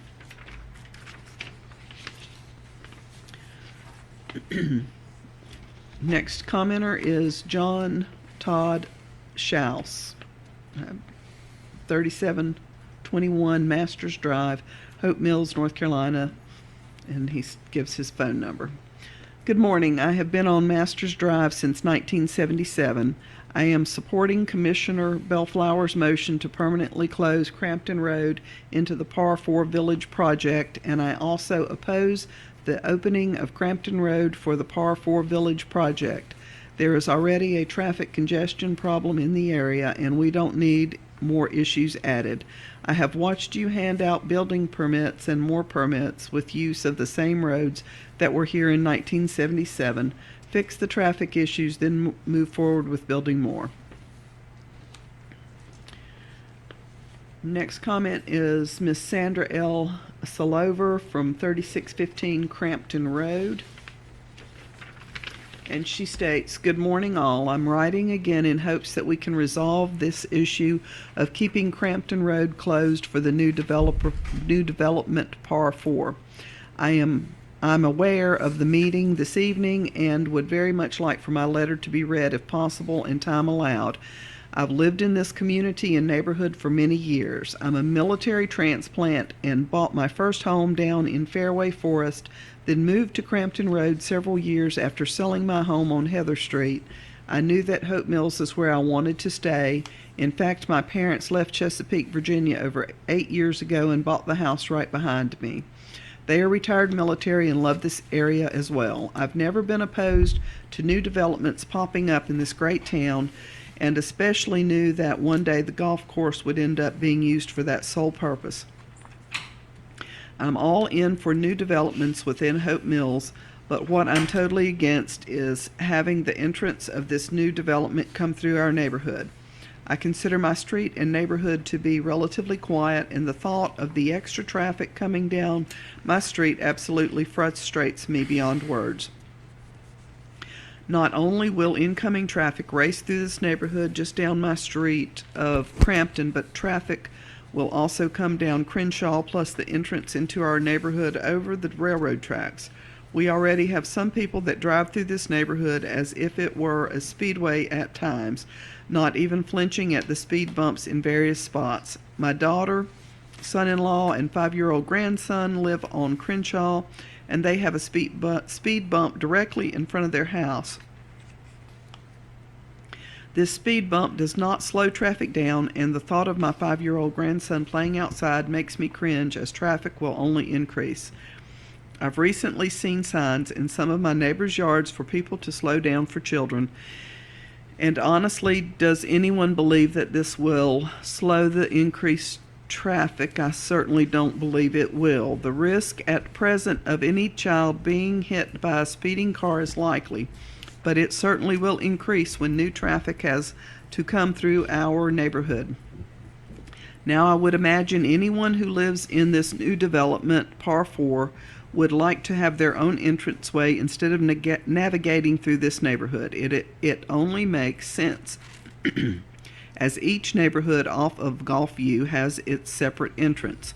As a resident and a registered voter of Hope Mills, I'm sure without a doubt I speak for my immediate neighbors, plus everyone who lives in this neighborhood. Please keep Crampton Road closed. I'm also hopeful that Mr. Maynor will continue to serve on this committee, and I'm also hopeful that you, Jackie Warner, will continue to be on our side. I appreciate all you've done, Jackie, and please continue this fight for us. Thank you. Sincerely, Sandra Sellover.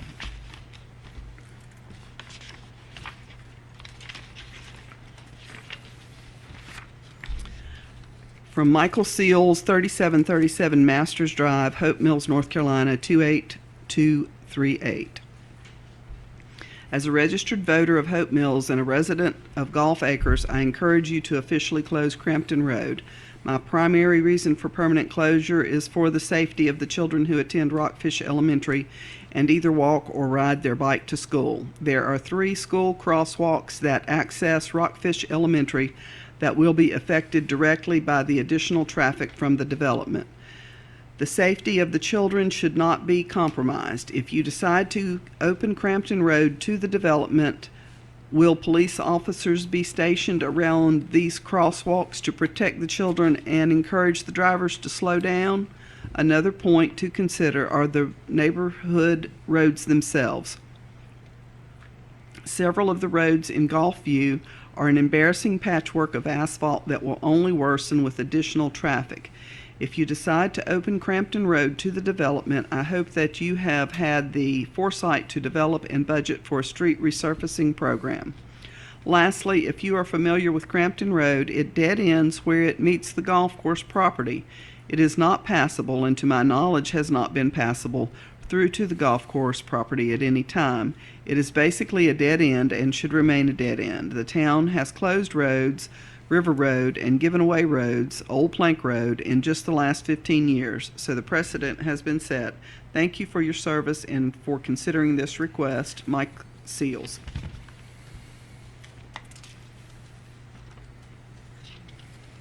Next comment is from Miss Linda Zomp. I have one other concern about the proposed 114 duplex units being built. That is their access to the units using Crampton Road and all the extra traffic that will flow through Gulf Acres.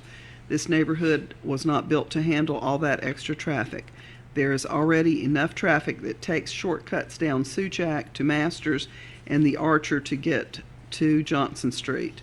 The road conditions, the neighborhood have not been repaved in many years and are full of patches due to water leaks.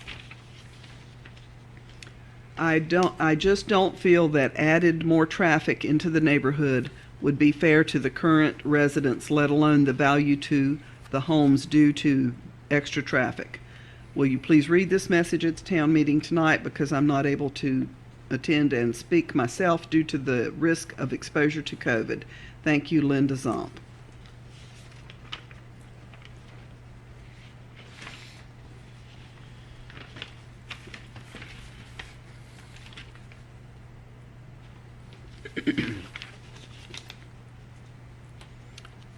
The last comment is from Mr. Mike Gillis, 3616 Crampton Road, Gulf Acres, Hope Mills, North Carolina, 28348. 64 years ago, 1986, our family settled in our Hope Mills Gulf Acres home and raised our family. Little did we realize then that it would be our forever home, as it is for about 400 more families. 28 of those are on Crampton Road, Rawls Court, and Sushak alone, and with 2 or more voters per household. Up until now, it has been a peaceful and rather safe neighborhood. I previously discussed what the effects of an access on Crampton Road would be to the safety and sanctity of our community, so I will not cover that again, with the exception that in 2014, with the permission of the town and the YMCA, several neighbors and I erected a 10-foot chain link fence across the end of Crampton, thereby completely suspending future crimes in the immediate area. Unless Crampton is permanently closed, we will once again be vulnerable to break-ins and vandalism. I will also add that as a tax-paying and law-abiding citizens of Hope Mills for 3+ decades and of Cumberland County for far more than that, my wife and I terribly remised that our city government handled the PAR 4 and its access plans so subversively initially. Had we not have accidentally found out about the pending development and access to Crampton Road, we would have been too late and the damage done never to be changed. Our city government would have already handed the baton to the developer and the construction process would have been in its beginning stages. At the end of the day, this simply tells the citizenry of Hope Mills very loudly and clearly that our city government is not working for us but against us. My household boasts 8 voters in Hope Mills. I wonder how many others in Gulf Acres and Brightmoor support multiple voters. Thank you. Michael O. Gillis, Cumberland County Veterans Council, gives his cell phone and email address. Okay, does that conclude the public That comments? concludes. Okay, I would like to the thank comments. those that did submit their public comments, and we appreciate them taking the time to get those in so that they could be read during our public comment time. And with having no one here registered, that concludes public comments. On our consent agenda, there's 2 items. Do I have a motion to approve the consent agenda that is before you? Motion to approve. Have a motion, motion and a second. All those in favor signify by raising your right hand. Seeing none opposed. New business is a non-hearing case number 20-101. Consideration of the Williams Liberty Point LLC subdivision review. Hope Mills subdivision ordinance zoned R10, acreage 17.52 acres, located 5300 and 5360 Corporation Drive, Service Road 2333, submitted by Williams Liberty Point LLC developer and Lori Epler with Larry Kind and Associates. That's Larry King and Associates. I'll turn it over to Mr. McLaughlin. All right, this should not be long at all. As stated, this is case 20-101. This is a subdivision review.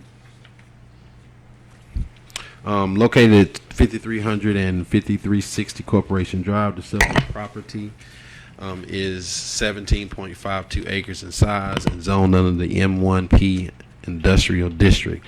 The site is a portion of an overall 77-acre industrial development approved by the Board of Commissioners via case 20-017.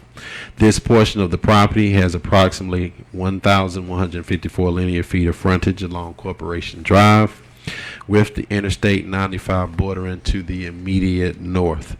Water and sewer services are available to the subject property. In terms of what's before you this evening, as a development is a multi-phased industrial complex, the property's owners are simply seeking to subdivide the proposed parcels out from the overall tract to prepare for construction. They actually have submitted their full set of construction drawings. We're very close to permitting them for construction. If you recall, they got their site plan approval of the first pad, which is massive. I think the first building is 4 acres in size. The building is that big. But they're subdividing that piece off to ready it for development. So this does not contemplate construction from the request. This is just them basically platting off a piece so they can move forward. Any questions for Mr. McLaughlin? Madam Mayor, Yes, sir.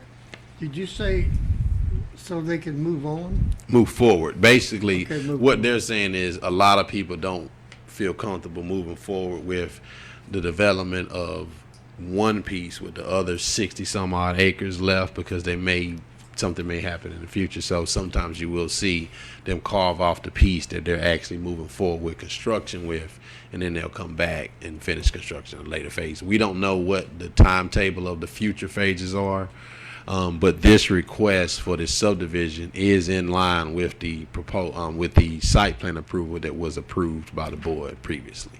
Is all this already annexed? Yeah, that is correct. This is right across the street from Dirtbag Gales. Any other questions for Mr. McLaughlin? Action. Mayor, make a motion to approve case number 20-101. Second. Have a motion, a second. Does he need to add any more to that motion, or is that good? That's perfect. Okay, I have a motion to approve case 20-101. All those in favor signify by raising your right hand. Seeing none opposed. Next, we have a non-hearing case 20-104, consideration of the Murphy USA CP site plan review, Hope Mills zoning ordinances, zone CP, acreage .98, located at 3070 North Main Street, which is North Carolina Highway 59, submitted by Carlos Gutierrez of Murphy Oil USA, developer Kathleen Herval of Greenberg Ferry Engineer. And I'll turn it over to Mr. McLaughlin. In case 20-104, another site plan review. The site is a 0.98 acre tract addressed as 3070 North Main Street and zoned under the CP Plan Commercial District. It is developed with the existing Murphy USA convenience store, which was initially approved in 2000.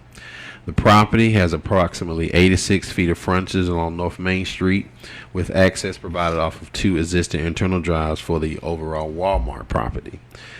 For the proposal, the project contemplates the complete site reconstruction with a new 1,400 square foot commercial structure and a canopy that provides for 16 spaces at gas pumps with 7 additional on-site parking spaces.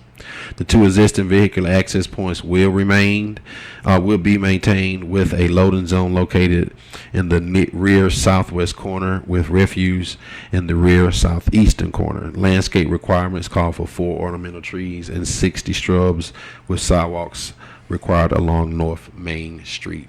We also have had extensive meetings with the developer. We had a full sketch plan meeting with them around February, so we're in full anticipation of this project. Any questions for Mr. McLaughlin? Yes, Uh-huh. Madam Mayor, may I? Yes, get sir. that out of me? You said sidewalks are just required up Main Street? Yes, the portion where you're turning in to Walmart, that's not considered a street. That's considered an internal drive for the development. If you look across where the Cape Fear Discount Drugs is, if you look at that sidewalk, it comes along Main Street and it stops at that intersection. This would be on the other side, and it would stop at that intersection as well. But we can't require sidewalks down that internal drive that you turn off of Main Street, because that's not considered a road. That's considered an internal drive for the Walmart development. It's not a change of use anyway, right? It's not a change. They do have to put them in along Main Street. They're not gonna like it, but they're gonna have to. But that's the only location on the site that triggered the requirement. And I think this will be a good thing because it's gonna update what's there, plus improve the landscaping. Yes. So I think And, it's and I'm gonna- hearing they're coming in with some pretty cool technology there Yeah. as well. But we had it's a company out of Atlanta. We had a very extensive.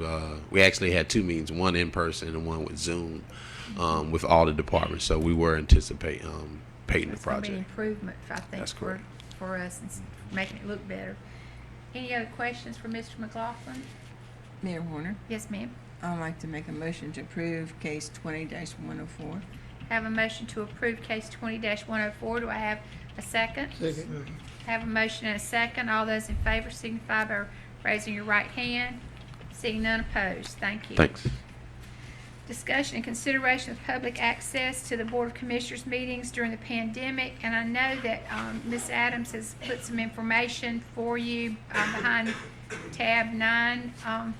I'll turn it, you may turn it over to you, Ms. Adams. Yes, Okay. Mayor, thank you. So at the last meeting, the board requested that I come up with 3 optional plans, A, B, and C.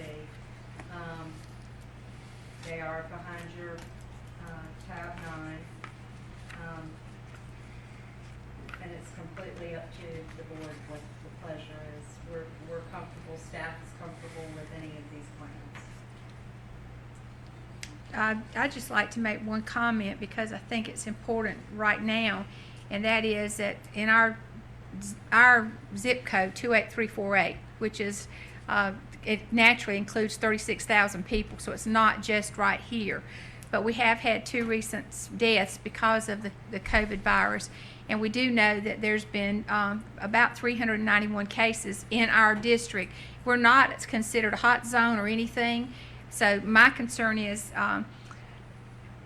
until the governor opens things up, I would prefer to keep us as we are for safety reasons.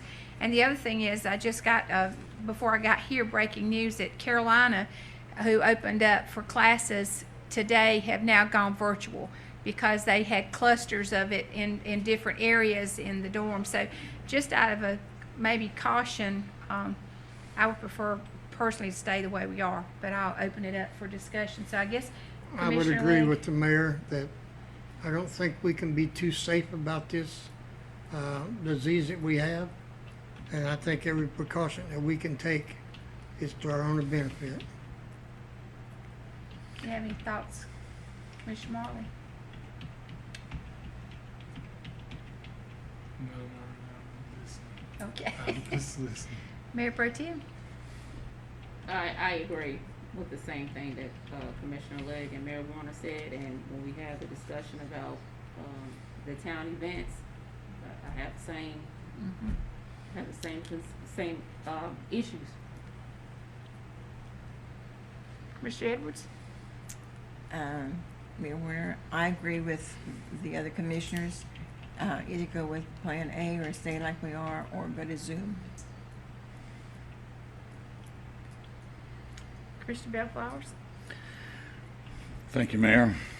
I guess I'm the lone wolf here, so I personally support Plan B. And I'm going to tell you why. It's out of transparency. Today, our classes started on campus. We had face-to-face classes on campus, and we had virtual and blended classes on campus. We had students all over our campus today. And each entrance into our buildings on campus are purely safe.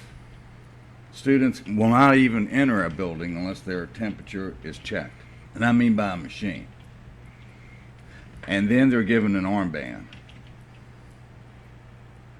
And then they're going to classrooms that are clearly marked 6 feet apart. The tables are clearly identified of where those students sit. And sanitary precautions are in place. And today was day 1 on campus at FTCC. And I believe we can do the same thing here. It's in the spirit of transparency. That's where my position is. When I look at Plan B, I see there's a maximum of 25 people. Staff is kept at a minimum. We have to wear face coverings, and we do on campus as well. That includes faculty, staff, and all students. Submit to a temperature check from first responders. Well, that's what we do on campus too, except I'm not a first responder. We've got a nice machine that does that for us. Hand sanitizers prior to entering a boardroom. Well, we have those on campus as well, and we use them in our offices. And we use those in any meetings that we've had. I've attended numerous meetings. Chairs will be positioned a minimum of 6 feet apart. I'm looking right here, and I can see that happening in this room. It's in the spirit of transparency. I make the motion, Plan B. Have a motion, do we have a second? I want to read it again. Okay. One concern that I have with Plan B is, of course, the staff that's going to be required to do the things, and also the cleaning of the building. And the other thing that concerns me is we're going to have that walkthrough out there. We're going to have to do something with spacing for them coming and going. So I think we're going to increase the number of people that are going to have to be here to assist. But if you've been to a doctor's office lately, anywhere in Cumberland County, you're going to find that most often they tell you to wait in the car. They'll come out and get you when it's your turn to go in. If you go to the hospital right now, you don't get to go in unless by some reason you're in the cardiac or ICU and they'll let you go in. But then when you leave, you don't get to go back. So I do believe there's some precedents being set across the county sticking to Governor Cooper's keeping us in phase 2. So that's my concern right now, is when we move out of phase 2 and we can then, I think the next phase would allow us to go back to regular meetings and regular activities. My concern is just the safety of the people that would come and the number of people that may want to be here. But that's my thoughts. Mayor Mr. Warner. Reed, do you have a thought? I mean, he was getting ready to speak. He was reading it. He was going back over. I have a problem with bringing people back in too fast. Obviously, it hasn't worked at the colleges and universities across the nation. It hasn't worked in the pro athletes. It's a problem that they're having. And I know Mr. Marley deals with that more than we do on a daily basis. And maybe Miss McCray and Mr. Bellflower's at school. But I have a problem with bringing them back in right now. Okay, we have a motion on the floor. Do we have a second for that motion? Mr. Bellflowers has requested that we go to Plan B.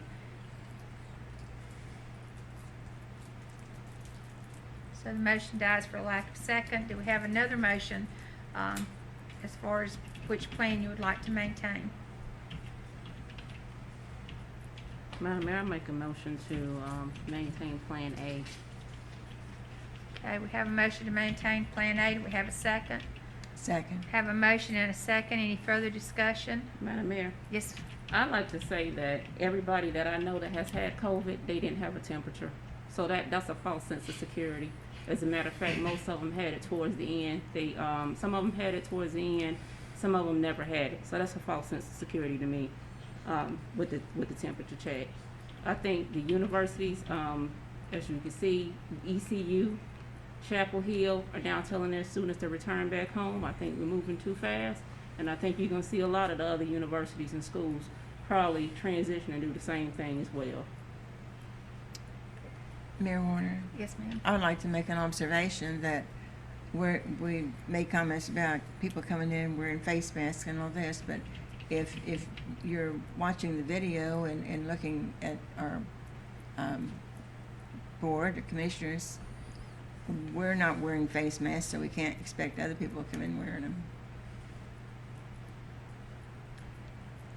Okay, I have a motion, and who seconded the motion? I'll second it. Okay, we have a motion and a second. For further discussion, that was one thing I was going to bring up, is I did find a face mask that now I can wear that I don't feel like I'm can't breathe. And this is the reason why I think it is important that we set a good example. We do have, and I think that should be noted, that we do have screens up here beside us, and we do try to do those things, social distances. As you can see, we're not as close as we normally are. But when you have people coming in here with us, again, I think in some cases it would be difficult to maintain the natural safety that we need. So I have a motion and a second. Any other discussion? Could you possibly read that motion again, or that Okay. A again? Plan A is continue live streaming meetings and allowing public to enter only for public comments. Staff is kept at a minimum. If a staff member does not have any items on the agenda, they're not required to attend the meeting. We allow public comments to be emailed or called in to the clerk. If a citizen wishes to make a public comment in person, You must wear a face covering to enter the building, and only one person at a time is allowed in for public comments. The town will continue to live stream the meetings on YouTube. This will be only until the governor moves past phase 2 of reopening. So whatever is the next phase the governor would recommend would be where we would go next. So we're adhering to the current status for the state. Okay, all those in favor signify by raising your right hand. All those opposed, this will be a 4-1. So we will follow Plan A. Next, we have discussion and possible action related to Old Mill Days, and I'll turn it over to Mr. Morrison. I'm about to take mine off to speak because I can't breathe. You Go can't right understand ahead. me. Sometimes you have to. Yeah. Good evening, Madam Mayor and Board of Commissioners. We want to put the Old Mill Days discussion on the agenda because we got another scenario similar to the 4th of July celebration where the governor's mandate and restrictions is going to affect not only Old Mill Days, but trunk or treat, cotton pageant, possibly Christmas. And so with those concerns being raised, we did have a meeting with the fire department and police department because what we do as far as programming will affect them as it relates to crowd control, social distancing, etc. And so as a group, we met on the 29th of June, and we came up with 5 different scenarios that we wanted to get your input and maybe action on how you all would want us to proceed with Old Mill Days. In your packet, we also included a list of closures, but I didn't want to rely on that because if you all notice, we at Parks and Recreation, we do try to find ways of actual having events before we agree to close. A couple examples of that is we did have a successful day camp this year. We're doing soccer. We got virtual learning. So we do try to find ways, but we did want to provide you with that information on other municipalities that have canceled their events already. But as far as Old Mill Days, we did come up with 5 different options. Some of those options do include canceling Old Mill Days and moving the fireworks to different programs we have programmed. If you would recall, on June the 15th, the board voted to move the 4th of July fireworks to Old Mill Days. But unfortunately, with us still being in phase 2, we got some things we need to consider. And so the first option would be to have Old Mill Days without any changes. Participants would be responsible for their own social distancing and wearing face coverings. But from a town standpoint, we would protect ourselves. We would social distance amongst ourselves and the public. We would wear our face coverings, and we would provide hand sanitizing stations, wash stations, things of that nature. We would situate the food trucks to where we would promote social distancing. The downside of that is with any large event, and it probably will be a large event because nobody else is doing anything, if there's any type of emergency or disruption that would involve the police department and fire department. And then again, that puts them at risk because they're going out into the public and interacting. And so that's a downfall of that scenario. Option B is kind of similar to what we suggested during the 4th of July is just have the fireworks, but require that people observe the fireworks from a distance, meaning we would close Municipal Park and do the fireworks here at the park. But that also include the suggestion of maybe canceling Old Mill Days because we wouldn't be able to do it in the fashion that we've done in the past. Option D would be to reschedule the fireworks for trunk or treat. Have the trunk or treat event, and keep in mind that's assuming that the restrictions would be lifted some so we could have these events, or there are a couple of creative ways we can still do trunk or treat. But in talking to Sergeant Allen recently, today at this meeting, he let me know that the police supporting us during trunk or treat is going to be difficult because they're going to be in the neighborhoods dealing with, trick or treating in the neighborhoods. So that support, in case we need it, is not going to be there. So that might not be the best option because we're not going to have the support of the police department, the fire department, because they're going to be in the large neighborhoods where people are going to actually be trick or treating. Option D would be to reschedule fireworks for the Christmas celebration, and we would change the route of the parade. We'll have all of the Christmas celebration events that we usually would. We change the direction of the parade where we're in at Municipal Park, and then we will finalize the Christmas celebration with fireworks at the park. Last but not least, option E would be to reschedule the fireworks to be held during opening day for baseball, softball, and Eastern Hope Mills. So those are your 5 options. I did want to mention that depending on what the restrictions are, it could have an effect on everything that we're doing as far as programming. Like I mentioned, trunk or treat, the cotton pageant. As far as the cotton pageant, we did agree to move that to the spring because we're having an issue with finding a venue, and last resort would be to do it at the recreation center. But as of now, it's over-programmed with early voter registration and some of the other programs we have, and it's kind of difficult to do it in the center. But we feel in the springtime, if the schools do not open, there's still a possibility we'll be able to have the event at the recreation and parks facility. So with that, I open up the discussion for questions you may have of me. Yes.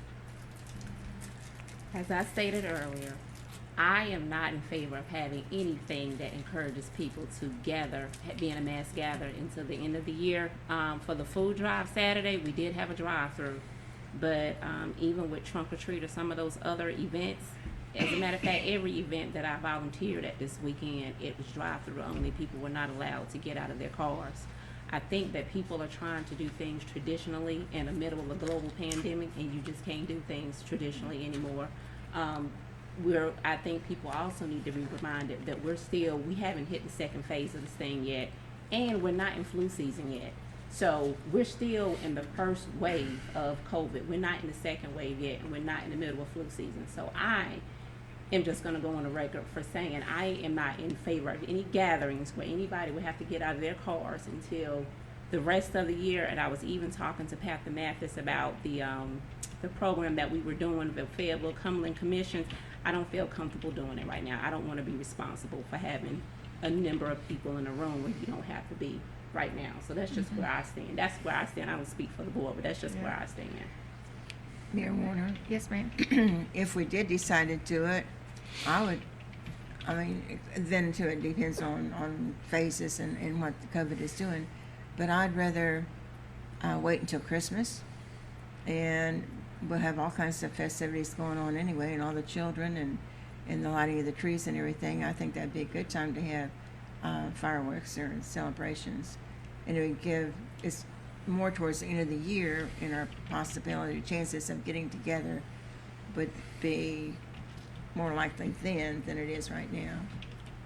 I mean, just something to plan on. Madam Mayor, Yes, sir. Lamarco, what's the suggested day for Christmas for option D? Option D, I think that's in the packet here. 'Cause I support what Mayor Pro Tem is saying, and I mean, so my choice is either option D or E, but I'm going to start with D. I think you said December the 5th. That's what It's usually the I think first it's Saturday yes. in December. Yeah, Saturday. yeah. It's the 5th. Yep, December the 5th. Okay, with that said, then I'm with Mayor Pro Tem with option E. That's just my thoughts, Madam Mayor, and thank you. Mayor, Yes, sir. this list they provided everybody, there's some there's some larger cities and towns a whole lot bigger than us that's canceled stuff, looks like all the way through November. Yeah. I mean, I agree with everybody else. I'd like to see us shoot for December if we can. If we can't, then we'll reevaluate it then. So I would say option D. I would agree with that. And I'd just like to comment that we had scheduled a new spring festival that was canceled because the bulkhead being built, if you'll recall. And it could be that spring, where we're going to have the lake celebration again, where we're going to do the different things that we did before, it might be that by spring we could still, and that was going to be scheduled, I think, this third weekend in May. It was right the weekend before Memorial Day, but it was right when people were getting out and it was warm, the weather was warming up. But we were thinking that year, which would have been, I don't know what year, 2018, the year we had to cancel because of the bulkhead, that we were going to add an additional spring event. So I'm just wondering if maybe we just postpone until we see what's going to happen with the rest of this year. Because everywhere I'm listening now is they're canceling all the things. You know, Fayetteville has canceled everything. The Dogwood Festival, they've canceled everything.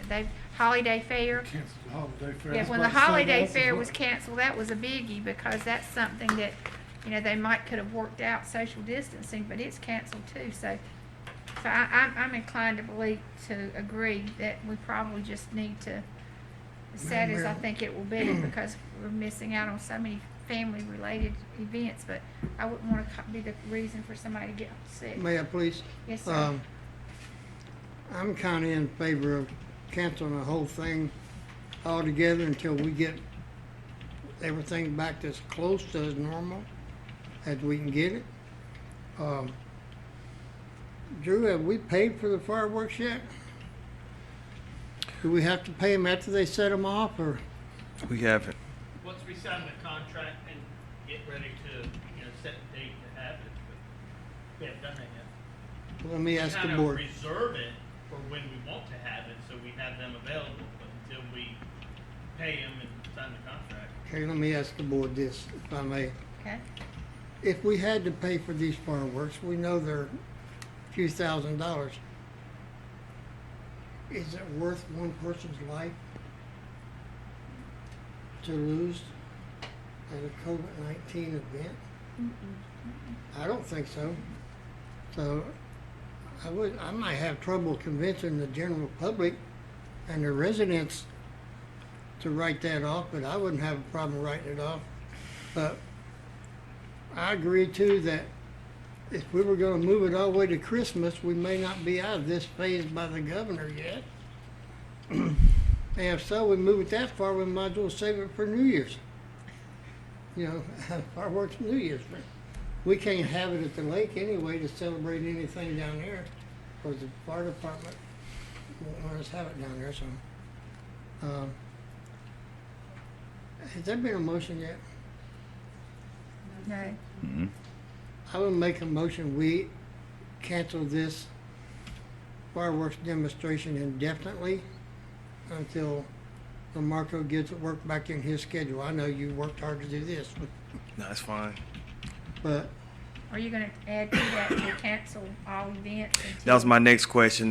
Make that motion to It may cancel. affect, all of our programs. We got after Old Mill Days, we have Trunk or Treat. anything, I would make part of my motion, anything that had to do with the program that come with people into a close proximity to where they're, and that would be up to you and Melissa, I guess.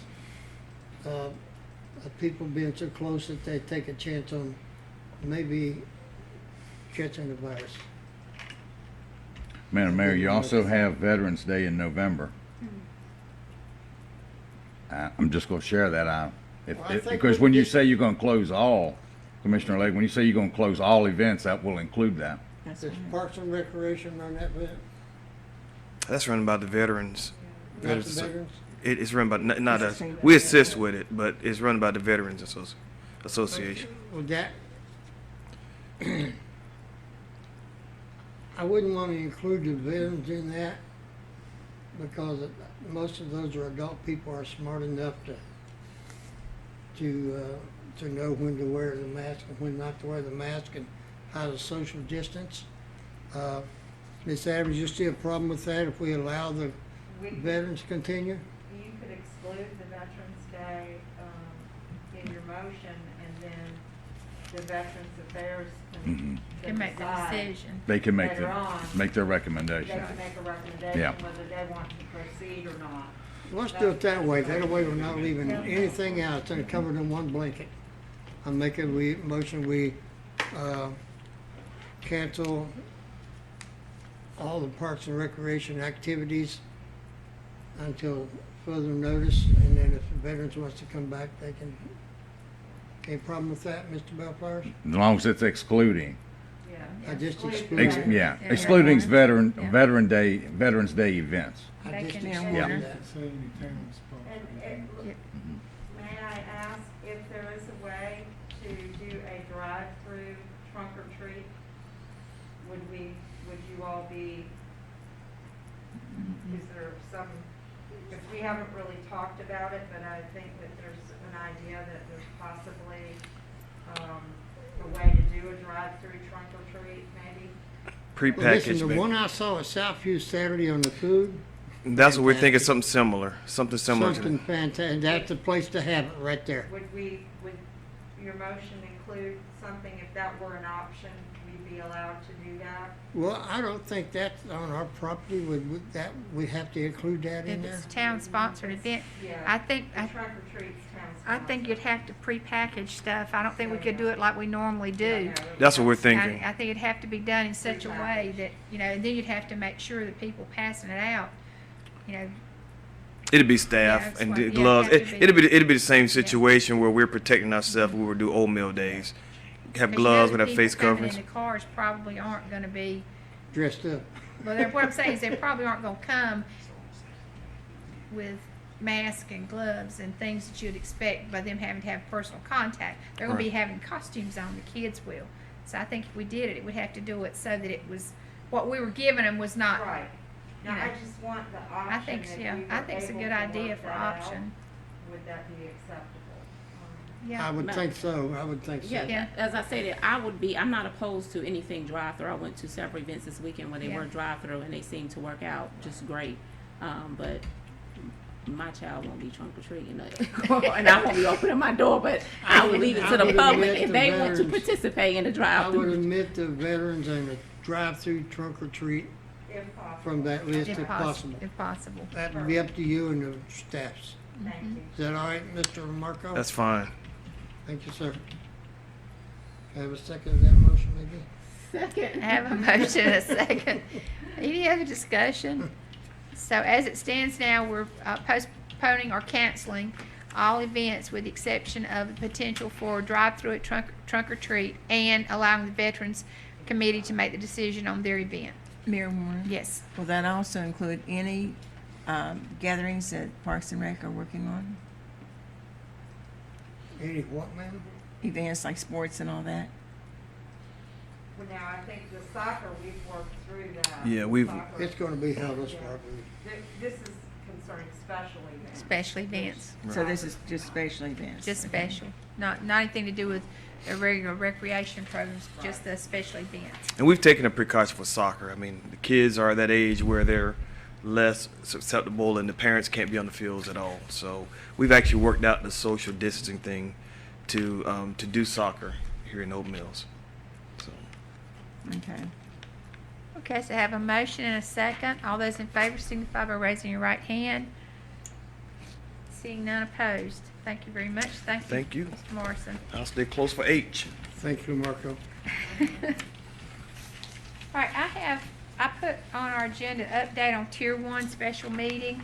We did have a Zoom meeting, and the reason for that meeting was to address where we were with Tier 1. Are you skipping me We're again? skipping item E. I'm sorry, Madam Mayor. I'm sorry. All right, discussion and We don't have to approve this loan, that's okay. All right, discussion, consideration of purchase and bank financing. I skipped all the way down. I'm going through all of them.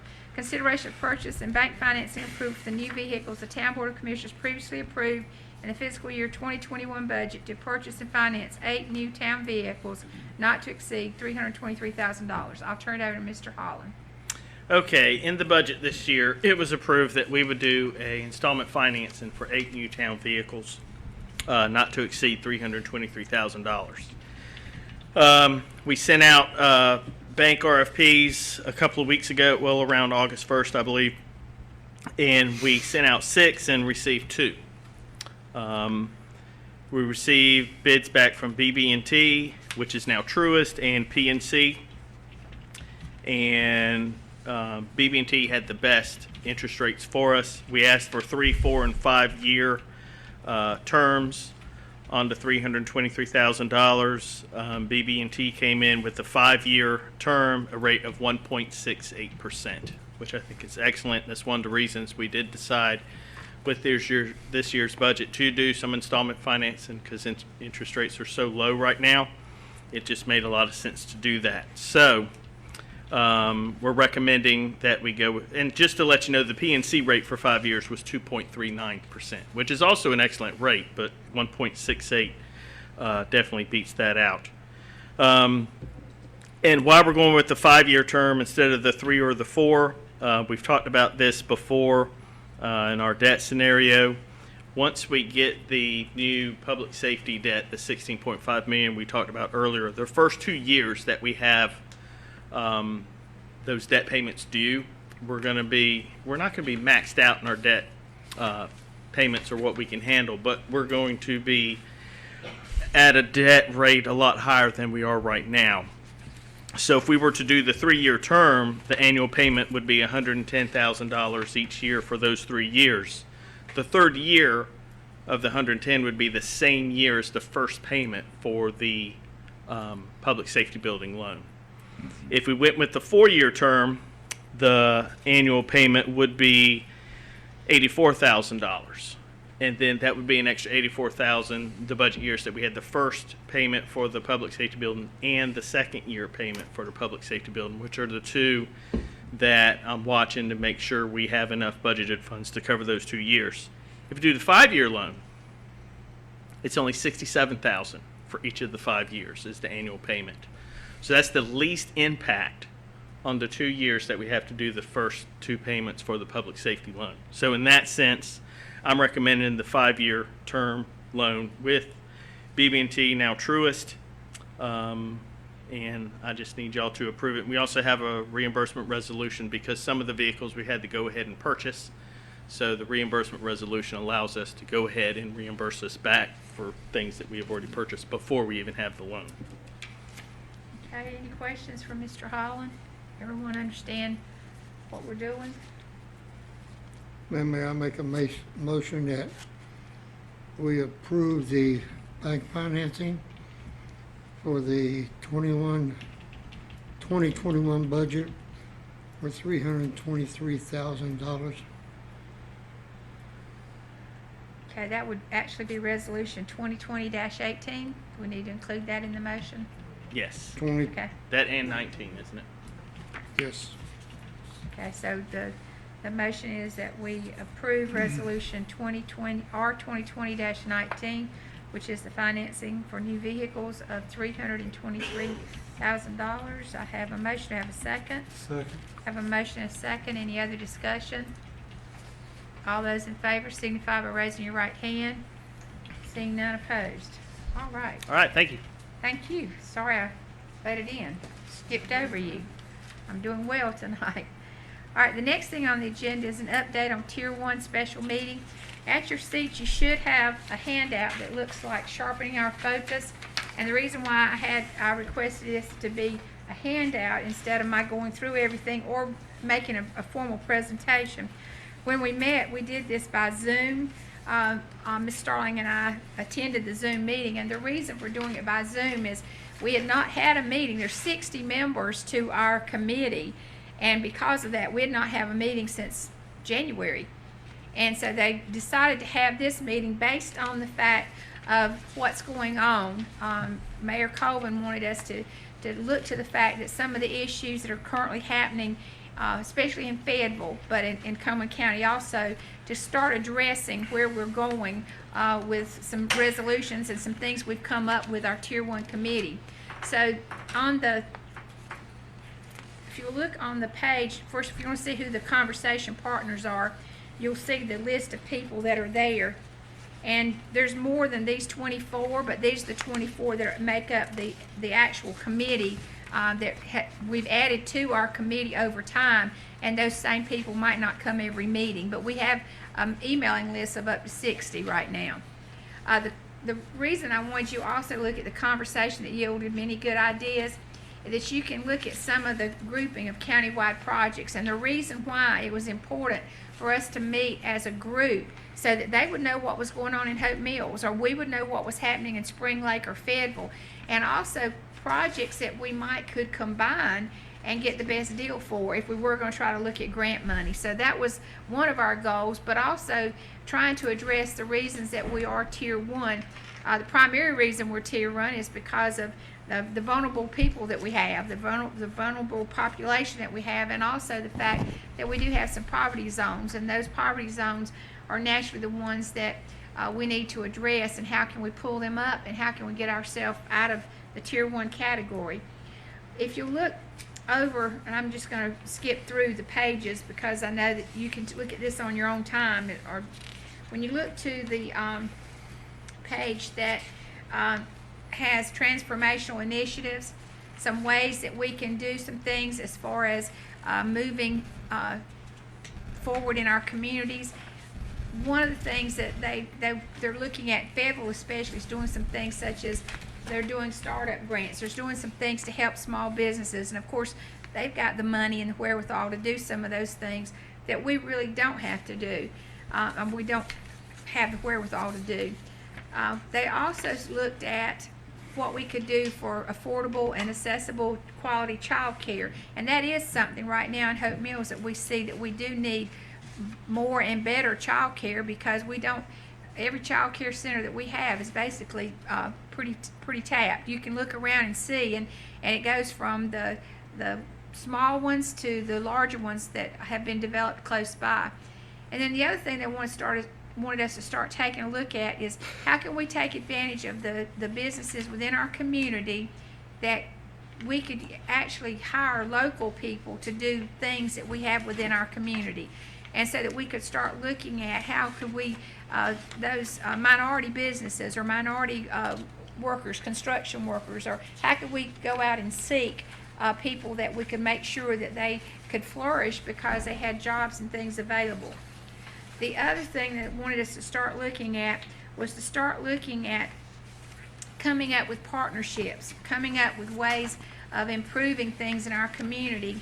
And so after I came away from that meeting with trying to think of what would be something that we could do in Hope Mills, and one of the things, if you notice on the next to last page, it's got partnership commitments needed. In other words, we need to start getting people to partner with us to move forward, and especially now that we have opportunities possibly to get additional funding because of the interest rates are so low, and we also have some things that special projects we might want to do. We need to look at our most vulnerable population as determined by the study they did in Hope Mills.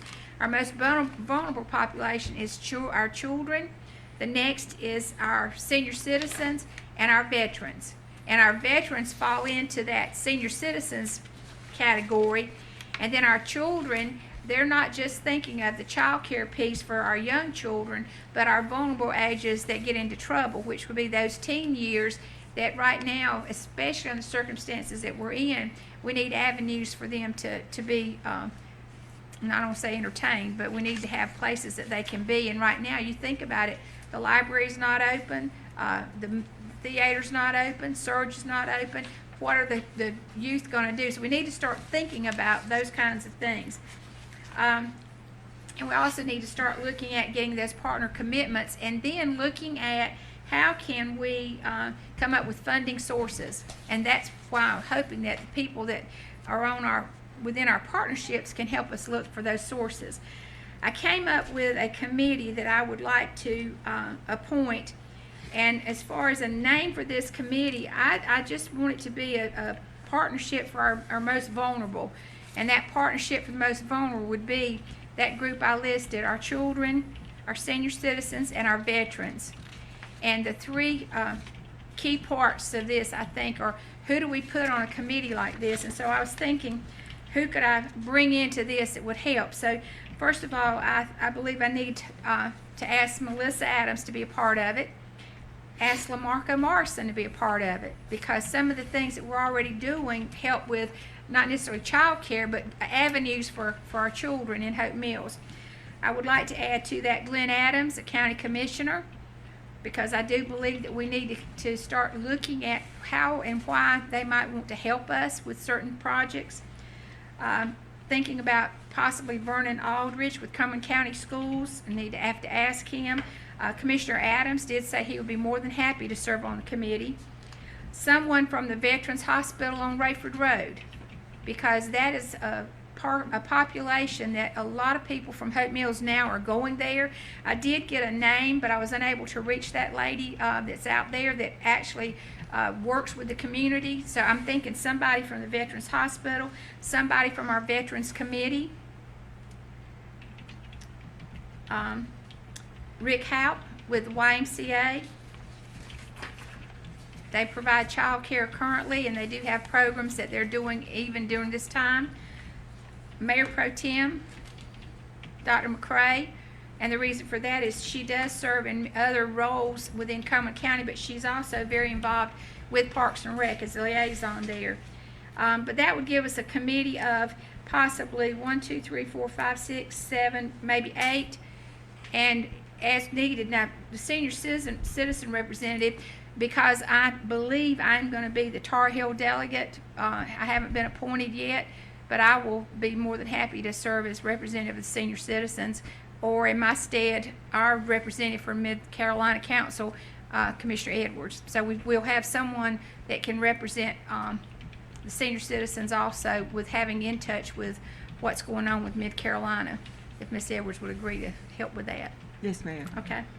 So any questions about that? And the reason for setting this committee up is because as we left there, we were challenged to start thinking about what we could do. And I thought in Hope Mills, really the biggest issues that we have is not necessarily with our population is not, we're not as, we don't have as many minorities, say, as they do in Fayetteville. We do not have pockets of poverty, but we do have poverty in Hope Mills.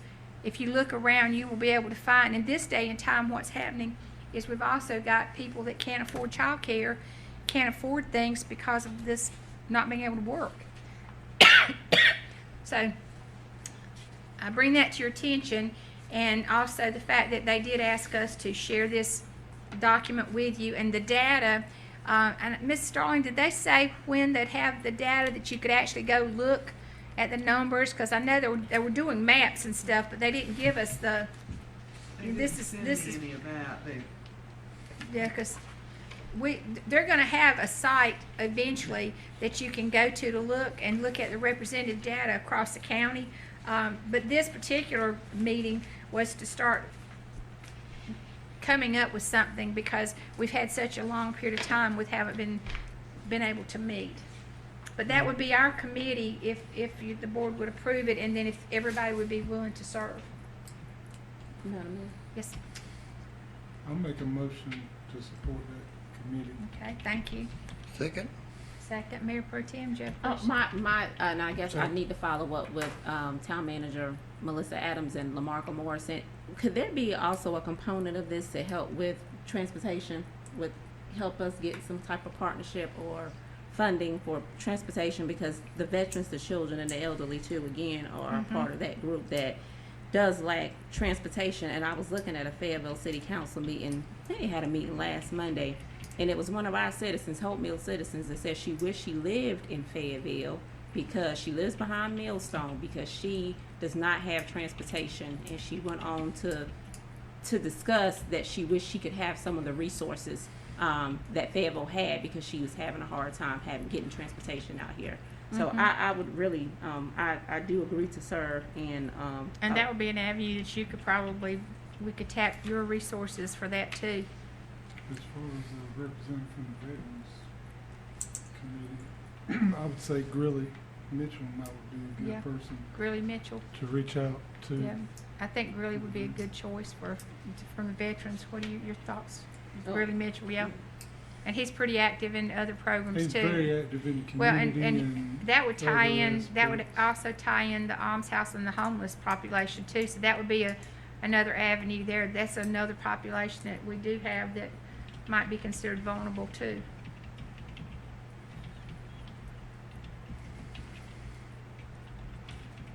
Okay, I have a motion, I have a second. All those in favor signify by raising your right hand.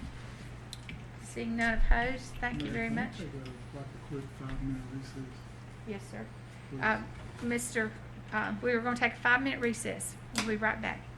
Our agenda is item G, and that's discussion of closing a portion of Crampton Road. And this has been requested by Commissioner Bellflowers. And I'll turn it over to Commissioner Bellflowers at this time for his input. Thank you, Mayor. This requested item, I requested back on August 3rd. At that time, it was item B. Tonight, it's item G. And here's why I requested it on August 3rd and tonight. It's not about Par 4 Village developers. It's not about GMR. It's not about the study committee concerning the proposed residential development property on the former golf course property. It's not about any of those. The resolution I proposed on August 3rd and tonight is all about preserving the integrity and the safety of Off Acres and Brightmoor residential neighborhoods. I don't oppose the development of Par 4 Village development, not at all. However, not at the expense of the citizen safety and the expense of repairing and maintaining the streets that lead up to this small road that enters that golf course. And since the last 2 weeks, even including on August 3rd, there were some comments made that it was illegal for the town to close Crampton. It was also some comments made that if we did it as a board, the developers would sue the town. And I'd like to have answers to both those questions here tonight in this discussion, which I agreed to have a discussion, since that would be the only way that we would have any discussion about this issue, was to be remove something that could have been tabled. The consideration, Mayor, to approve a resolution could have been acted on, or it could have been tabled. And I want you to know that. And I also want you to know there are 400 families that live in these neighborhoods that for weeks now have called, emailed, they've come here before the town board, and they're concerned too, just as we are. So I'd like to ask the board, do you agree with 400 additional cars going through these neighborhoods in the morning, in the evening? If you lived in that neighborhood, how would you feel? How would you feel about this project in your neighborhood? Would you feel like they do, the residents who live there? Or would you feel differently? I will respond to one of your assertions. Please do. And the reason why I'd like to do that is because we do have the same feelings as the people in Golf Acres. We do, and we listened. That's why we formed the committee, so that they could have an opportunity to get a driveway and an entryway on Golfview Road, which is the goal. When it was said it was illegal, the property owners submitted a plan to have their entrance, a site plan to have their entrance on Crampton. We did, through Mr. McLaughlin, we were able to defer that vote because at the point in time when they submitted their site plan, that was their best interest and that entrance, and that was also the entrance that is recommended by DOT. That's what, with good faith, they bought the property, and with good faith, they provided us the first site plan. There was no backdoor deals, no underhandedness done. When they have to have entrance to their property, and they have sent in a site plan, we did the best thing, and that was to provide an opportunity to get the rest of the people involved and get one driveway on Goffview, because we knew from DOT, from previous requests, that in order to get a driveway, one person up there, because of where the driveway is situated, is going to get a driveway. And that was probably going to be the property owner of the 30 acres. Now we've got both developers, which is a group of men on two separate properties, that are talking along with the town, along with DOT, and we're moving to having a new site plan drawn, possibly a site plan for the 30 acres too, I don't know. But the idea is that we'll come away from this with a road entrance off of Goffview that can then be shared, and we won't have to worry about what's going on with Crampton. But you need to allow the process to take its course, because the people that have par 4, if you read on into the statute, if you read in here, they have to have a way to get to their property. And right now, with what they have, yes, they have an access, but are they going to get a driveway from DOT? And we have advanced knowledge to know that the driveway is going to be given to one of the 3 property owners. And this, what we're hoping that we're going to end up with, is a driveway that now becomes a town street, and that town street has 3 pieces off of it, one to the 30 acres, one to the 20 acres, and one for the town to have access to the golf course. And I've heard comments made that we haven't got a report back. You have to have the engineer redraw plans, and we know that that's happening. I guess I could ask Mr. McLaughlin to address that, because the meetings that are taking place now are taking place to revise the situation, Mr. Bellflowers. So you give that opportunity to there's no development taking place now. There's no roads being cut. There's no property anything's happening. So the urgency right now is for us to get the driveway on Goffview. So can you that's speak correct. where I we think, are? and I'm just going to be candid for a quick second. The conversation is the problem. We are operating in what I want to at least feel is in good faith. We heard the concerns of the neighborhood. I contacted the developer directly. I did not have the authority to make them. I asked them, would they be willing to sit down with us? And if they were willing to sit down with us and discuss Goffview, would they be willing to send us a deferral request, noting that they are willing to sit down with us to talk about Goffview? And they did that. We're in the middle of the conversations. We haven't resolved it. It is a very complex issue. But during the time we're trying to resolve the issue, I have a developer looking at an agenda item because they don't see Bellflowers, McCray, and Warner or McLaughlin. They see the town. So while I'm sitting at the table having a conversation with them that I think is in good faith, I'm blindsided because I didn't even know about it the first time. I found out about it from the developer who's contacting me asking, why are you closing Crampton? I'm like, what are you talking about? So it gives them the impression we are not negotiating in good faith. So the board tabled it or took it off the agenda from the last board meeting or 2 meetings prior. We had a committee meeting. We haven't resolved it. We had a subcommittee meeting. The developer is actually working on 3 concepts, but we're having this conversation again. So I haven't talked to the developers today. I know they're watching. What message does this send to them? I understand the concerns of the community. What I don't understand is why we keep having the discussion to close a road when I, as staff, a department head who is leading the committee, has yet to be contacted once Is there an update that's requested from the committee that lends itself to this agenda item?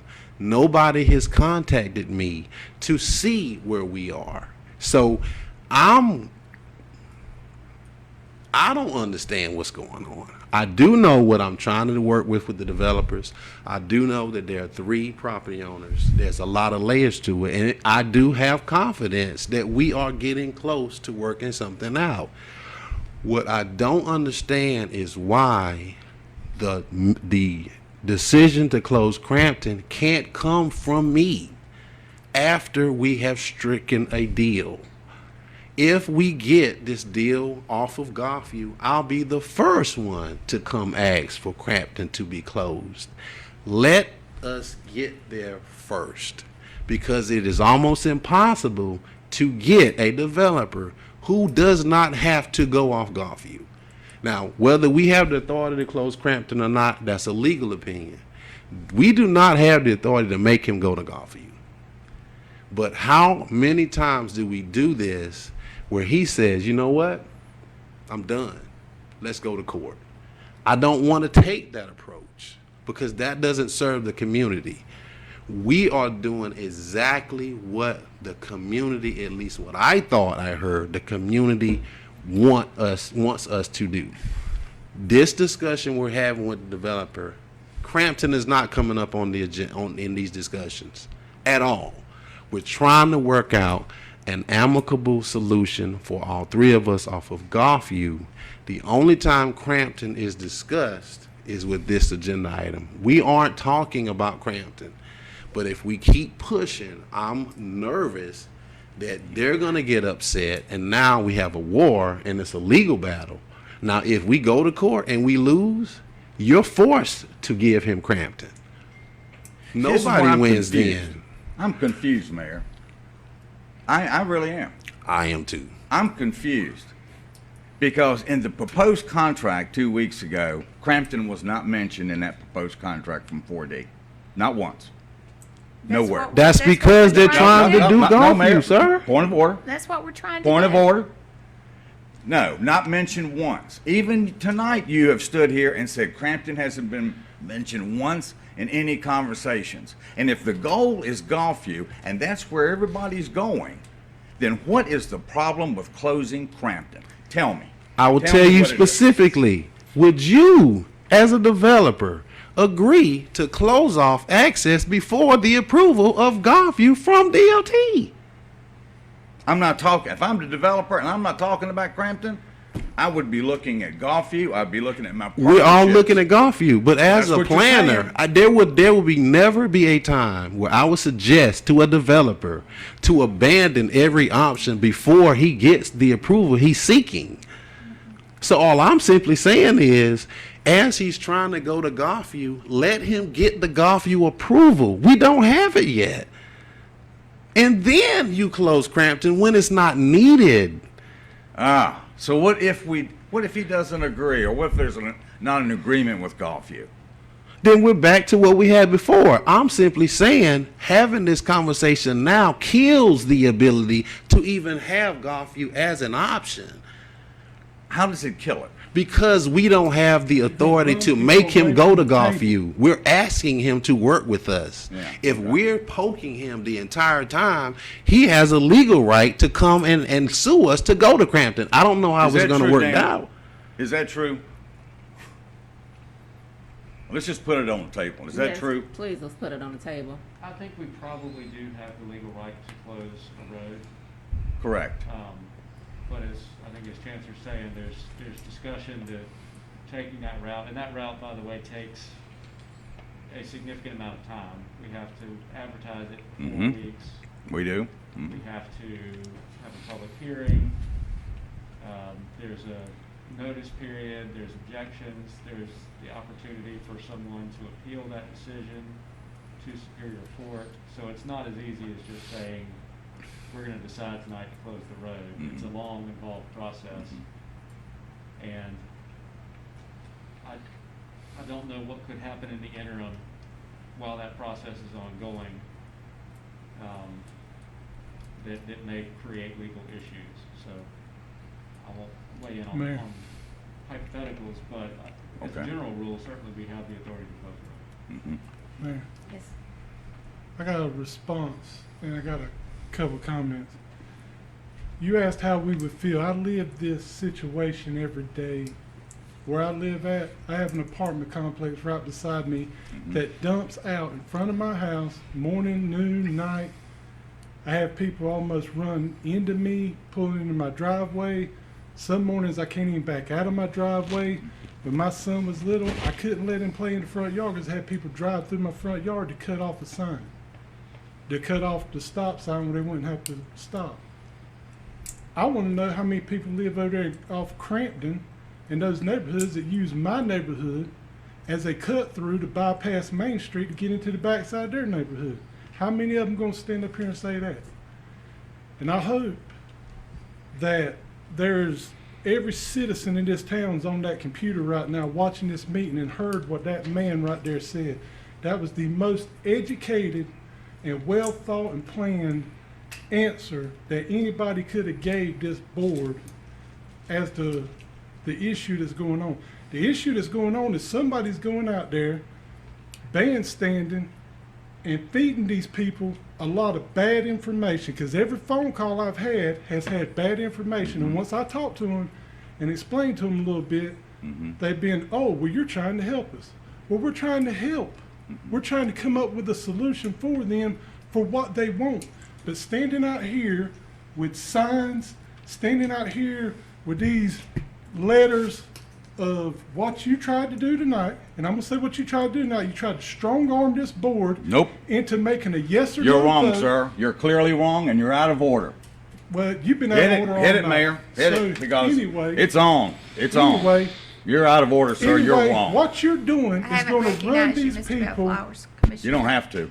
What You're you're the out of doing. order one then, sir. I haven't recognized you. Commissioner What you're Marley's doing finishing. and what this discussion we're having and what you're doing and what those people are doing are going to run them developers away from the table, and it's going to do exactly what that man right there said.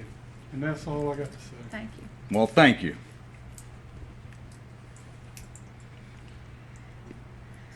The goal is to have a unified approach to a driveway on Golfview. And at this point, we have the two developers that have not been talking, they are talking. Yes. The other developer that we were led to believe would not talk to the town has come to the table to talk to the town. So we've got all three parties at the table, and that's where the discussions will take place. And the goal is the driveway access. And I And will say, DOT the is conversations favored. are very amicable. Yes. We have one property owner who, we're building a temporary, built a temporary parking lot on our golf course because of a property owner who did not want to allow us to continue to use his parking lot. He's at the table. We have the developer who does not have to do any of this. They're at the table. We have a representative from the community that the community chose at the table. The only thing I'm humbly asking is allow the discussion to come from the committee. If we cannot strike a deal, I will come back here. I will tell you exactly where we were. But let this discussion be driven by the people involved in this case on a day-to-day basis. These are very amicable conversations. We appear to be close. I didn't say we had solved the problem. I do feel confident that we're closer to a solution than not. I'm simply asking, can we wait until a recommendation, up or down, comes from the committee, and at that point, we direct the board accordingly. Okay, anyone else have, Commissioner Legg, you have any? Yes, ma'am, if I may. I will have to agree with Mr. Bellflowers to the extent of I pick up garbage out of my yard every week. I have to have the speeding cars. I have the cars running the stop signs. We're gonna have that in all neighborhoods, but we can increase it with a larger flow of traffic. there are reasons why we can't have a good agreement to this and let it come back to the table and see if we have a workable solution. And that's what I'd like to see us do. But I do not like the trash and the speeding cars. My grandkids don't come to my house to play anymore. Too dangerous. Remember, I used to live on a dead-end street. They didn't have any cars. So instead of them getting used for watching for cars, there wasn't any. Now that's all they have is cars. So that is and I know what Mr. Marley's going through. They park all over the sidewalks. Police department, Melissa, everybody's already had to call on that. They block the sidewalks. They block the streets. They put a driveway for 2 cars and they park 4. And that's not very commendable. But I think for those people that are watching and for those people that are listening right now, that's what's important for them to know.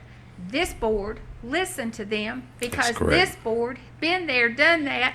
We've been through this before, and we know the importance of working with our citizens. And in order to do that, sometimes you have to take the path that we're taking. And that committee recommendation, when it comes back, it's going to be met with these 2 men right here, knowing that it's going to be a good deal if we get that Golfview driveway. It's not that we're opposed to development. We're wanting to make sure that the development has the best access. And that's why DOT came to the table too, very willing That's to work another with us. player in the So I committee think as well. everyone here is in support of the community, but in order to get to that point, we've got to make this That's happen correct. on Golfview. And we're And trying. I commend Mr. Marley and Mr. Legg. I have never disclosed this, but I live in a house that was the last house in phase 1 that was on a dead end street. It was opened 2 years ago. There is a significant amount of increased traffic. That's just, it happens. I'm not saying that it's okay. I'm saying I understand. So we have heard the concerns of the community. Again, all I'm asking, give us a chance to address. I do think it's doable. Don and we work very well together. I think we can pull this off. We're just requesting the ability to do so. Thanks. Thank you. Any other? Mayor Pro Tem? I would like to say as well, you can sit down, Chancellor. I live in Steeplechase. There's an apartment complex at the beginning of my neighborhood that was not there 13 years ago when I moved there, and I didn't know that it was going to be there. It's very well kept. We don't have any issues with it. I don't know how this became, it seemed like it's a political spin. There was an issue. We tried to come up with a solution, and now I'm getting all of these calls and emails as if I don't want the same thing that the community wants. But we have a committee. Well, I thought we were all working toward the same goal. So I don't know what this political spin is. I guess I see now what people say about Hope Mills politics, but I don't care about being a career politician. So all of those threats about you won't vote me in, I'm gonna do what I'm supposed to do for the people for the 2 years that I'm here. If the people will have me back if I run again, fine. But I don't know how this became a political game and a political spin, because I travel these same roads you all travel down. I travel down Golfview. I see the traffic that come out your neighborhood. I have to let you come out of your neighborhood. I see it. I don't live in Raleigh. I don't live in Washington. I live right here in Hope Mills where you live at. And I want the best thing for my community too, even though I know people try to paint it as though I don't and like I'm an outsider. But I live in this community and I want the best thing for this community as well. But I got one of my first spins on Hope Mills politics, because this was completely spent and turned around into a situation that it did not have to become. So that's all I have to say, Madam Mayor. Okay. Commissioner Edwards, do you have any comments?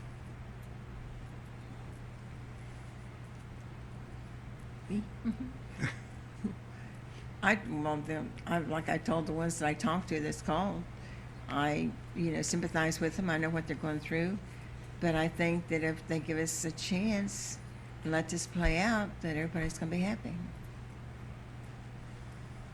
Okay. Commissioner Bellflowers, any last words? Hey, I agree with the goal too. I agree that the goal is to use Golfview. I do. I'm not against the development. I don't want it at the expense of the neighborhoods. I don't want it at the expense of the safety of the neighborhoods. I don't want it at the expense of future maintenance of all those roads in those neighborhoods leading up that the town owns. That when construction is finished and trucks are long gone, those roads will have to be repaired and maintained by the town. I don't want it at the expense of the integrity of the neighborhood. That's where I'm at, Mayor. Okay, well, I can already tell you that Mr. Bijou has already said that once the development starts on the 20 acres, that they can use his access he currently has. So that he had already thought in terms of how he could help the other developer because of the need to have heavy trucks, clearing equipment, and that kind of Yeah. stuff. And also, I'd like to bring up that we probably could have saved some money on our temporary parking lot, because I believe had we approached Mr. Bijou in the right way, we probably could have continued to lease the parking lot we currently have. So we're at a point now that I believe that if we need to make a decision, I think the decision is to let the process take place, and we'll get a report back from Mr. McLaughlin when the committee brings forth, because they have to draw a new site plan. I mean, there's all those kinds of things have to take place, and DOT has to be a part of the process as far as that entrance on Goffview. Do you Now, have Mayor- any, now, Mayor, have you an just- idea for a timeline, Mr. McLaughlin?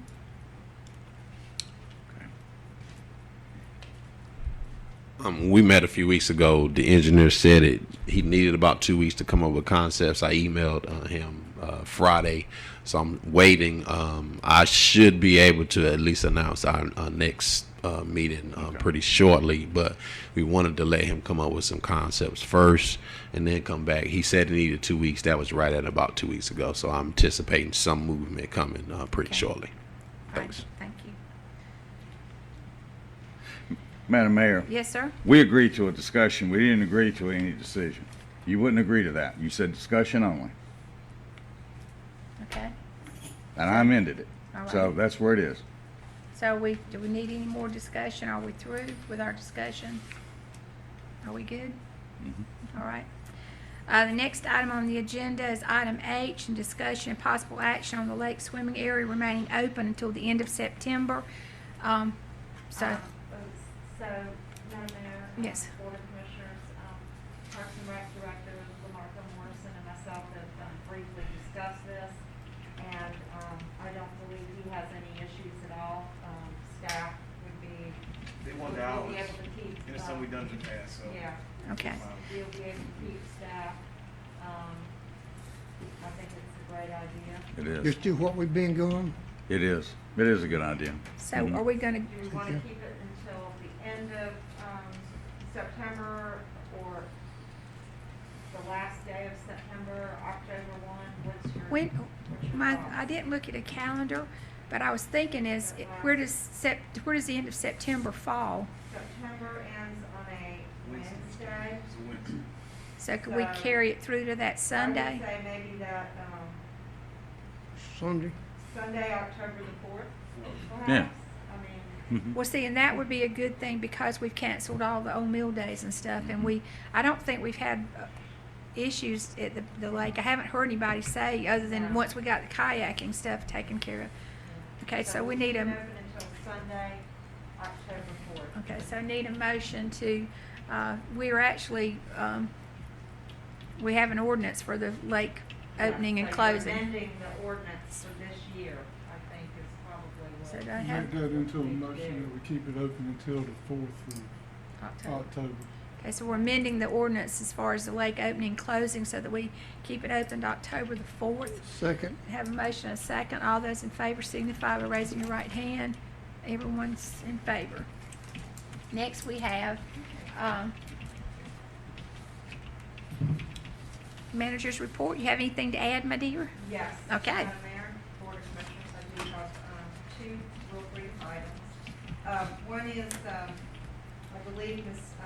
Shattuck notified you all last week, but I wanted it read into my manager's report that we were approved we received received confirmation that we were approved for the municipal arts allocation grant for the mural on Trade Street. And so we should be receiving the contract within the next couple of weeks, and then the money will follow. So that's excellent news. And then the second thing, Parks and Rec Director Marco Morrison was not able to get this to me in time for me to put this in my manager's report, but I wanted to include it. He got me the information today. Just a couple of things. The revenues that we made from summer camp are excellent. And then also, well, that was a net profit at a time when other places have been completely shut down. I might add, it was a net profit after our expenditures of $19,137.87. So that's worth noting that, you know, we were very successful with the summer camp program. Second item is our soccer. That budget report right now is we've got a total of 227 participants and 18 teams with a net profit of $7,350. Again, at a time when most places are completely shut down and not bringing any revenue in. I think that the Parks and Rec department should be commended for coming up with, you know, excellent ideas and keeping things moving. And I'm hopeful that we'll be able to have a successful drive-through trunk or treat. Although that's not a moneymaker. Right. But at least give the kids something for, you know, the fall season. So I just wanted to bring those two things to your attention and go on record thanking them for their work. And Outstanding. efforts. Yep. Thank you, sir. Okay. And it's enlightening because soccer has made its way into Hope Mills. Yep. I can tell you that I can remember what soccer was like years ago, and now it's, you know, it's doing very well in Hope Mills. So that's great news. Thank you, Madam Mayor. Thank That's you. all I have. Okay. Of course, we have our reminders of our upcoming committee meetings, and the next we have staff comments. Do we have any comments? No comment? No, no more comments. Official comments. I'll start with Commissioner Bellflowers. Nope. Thank you, Mayor. Commissioner Edwards. I'd like to say congratulations, Mayor Warner, on getting the grant approved for our new arts project that's going to be in Hope Mills, and it's going to make everybody really proud. And I'd like to thank Lamarco for everything that you've done, and thank you, Drew, for updating us on the service project. And Chancellor, thank you too.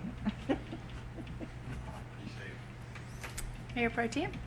I would just like to thank Hope Mills Police Department, my fellow commissioners, the mayor, the town, Southview, Second Harvest Food Bank, and everybody that helped us with the food drive this weekend. We serviced over 500 families. We started at 8:20. We were supposed to start at 9. I think we were done by 10. We were out of food, almost out of food by 10 o'clock.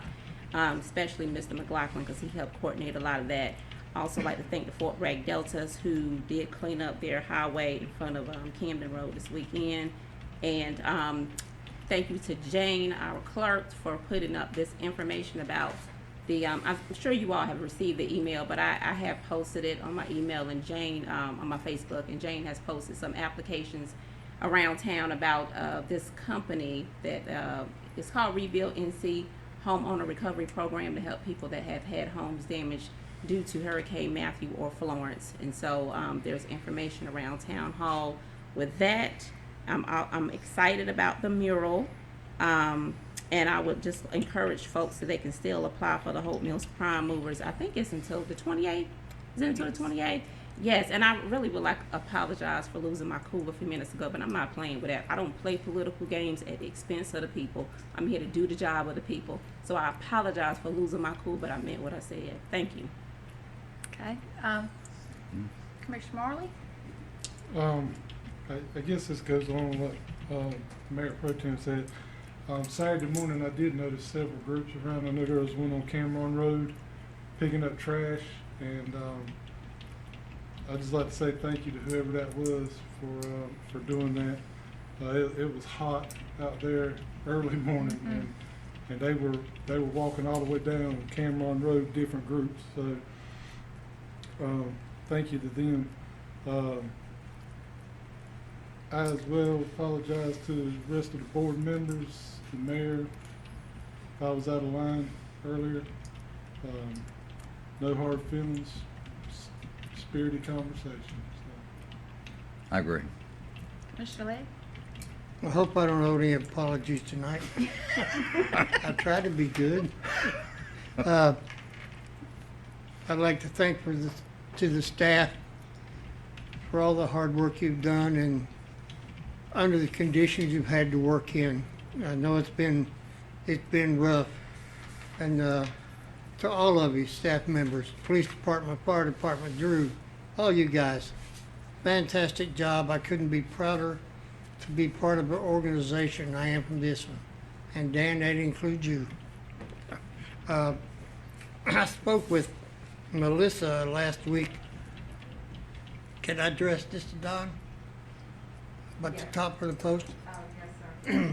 We've been 3 years, those metal posts across the street in the construction zone, they've had those metal posts over with no tops on them.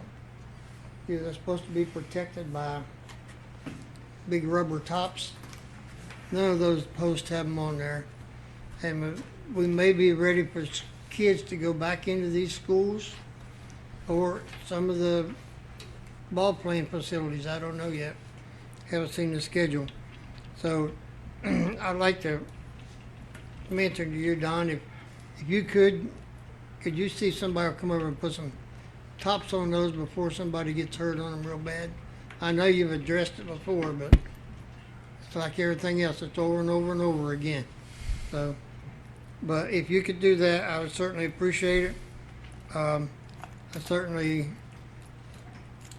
hated about my good friend Pincole yesterday. We've worked together for many, many years, and he was a very valuable part of this community, and especially with Little League ball and the high school ball and American Legion ball. He was a very active member in that, and he's one man that's going to be dearly missed. Dearly missed. We had a meeting last week, but I wasn't called on the night to give any details. Our next meeting of the Historical Advisory Committee will be September the 9th at 5 p.m. If nothing changes, never know. So, if anybody needs to know anything what happened to those, you can contact me and I'll give you details on all that. We didn't ask for an explanation of that tonight, right? Right. I didn't see it on the Next meeting. agenda. And you guys all be safe, be careful. God bless you. Safe travels home, Dan. Everybody. Thank you. First of all, I'd like to thank Tiffany, our administrative assistant, because she helped with the writing of our grant. She actually uploaded the pictures and things for me and was very helpful in making sure we did it a quick turnaround because thanks to Mayor Pro Tem, she reminded me that we were eligible and that why haven't we done something. So in a matter of a couple of days, we were able to get it done. And then we got the grant, and Mr. Breckner is ready to start, and he will hopefully, we're shooting for October to have it completed. And so we're gearing it around on meal days, but we'll find some other reason to celebrate it. Also, I'd like to thank Don and Bruce. You go out of your way sometimes to help when we need little things done that make people feel good. So I want you to know that I appreciate that, and I appreciate the things that you're doing as far as our public works as public service, and I think that's a great thing. The other thing I think we need to remember is we're all in this together. I think once we realize that each of us came to the table wanting to do the best that we could for our town, we all have reasons that we want to affect change and want to be, we want to support the things that are happening in Hope Mills. I think that the positive things that are happening right now, like we had brought to our attention, we've got trash on our streets. All right, we got people cleaning up the trash. They're doing it on their own. We're not having to go out there and order somebody to do something. We've got people showing up, picking up trash, and it amazes me walking the track and walking the golf course. What you'll find is people will see something and they're picking it up, whereas before they were likely to throw it out. So maybe we've got their conscience going. The other thing I was going to mention is I had a request that we used to have a sign for the Sunshine Center that was there going down Davis Street, and if it would be possible for the town to do one of those signs that is for the veterans for post 10/6/30, because what's happening is they're finding them for some of the things they're doing.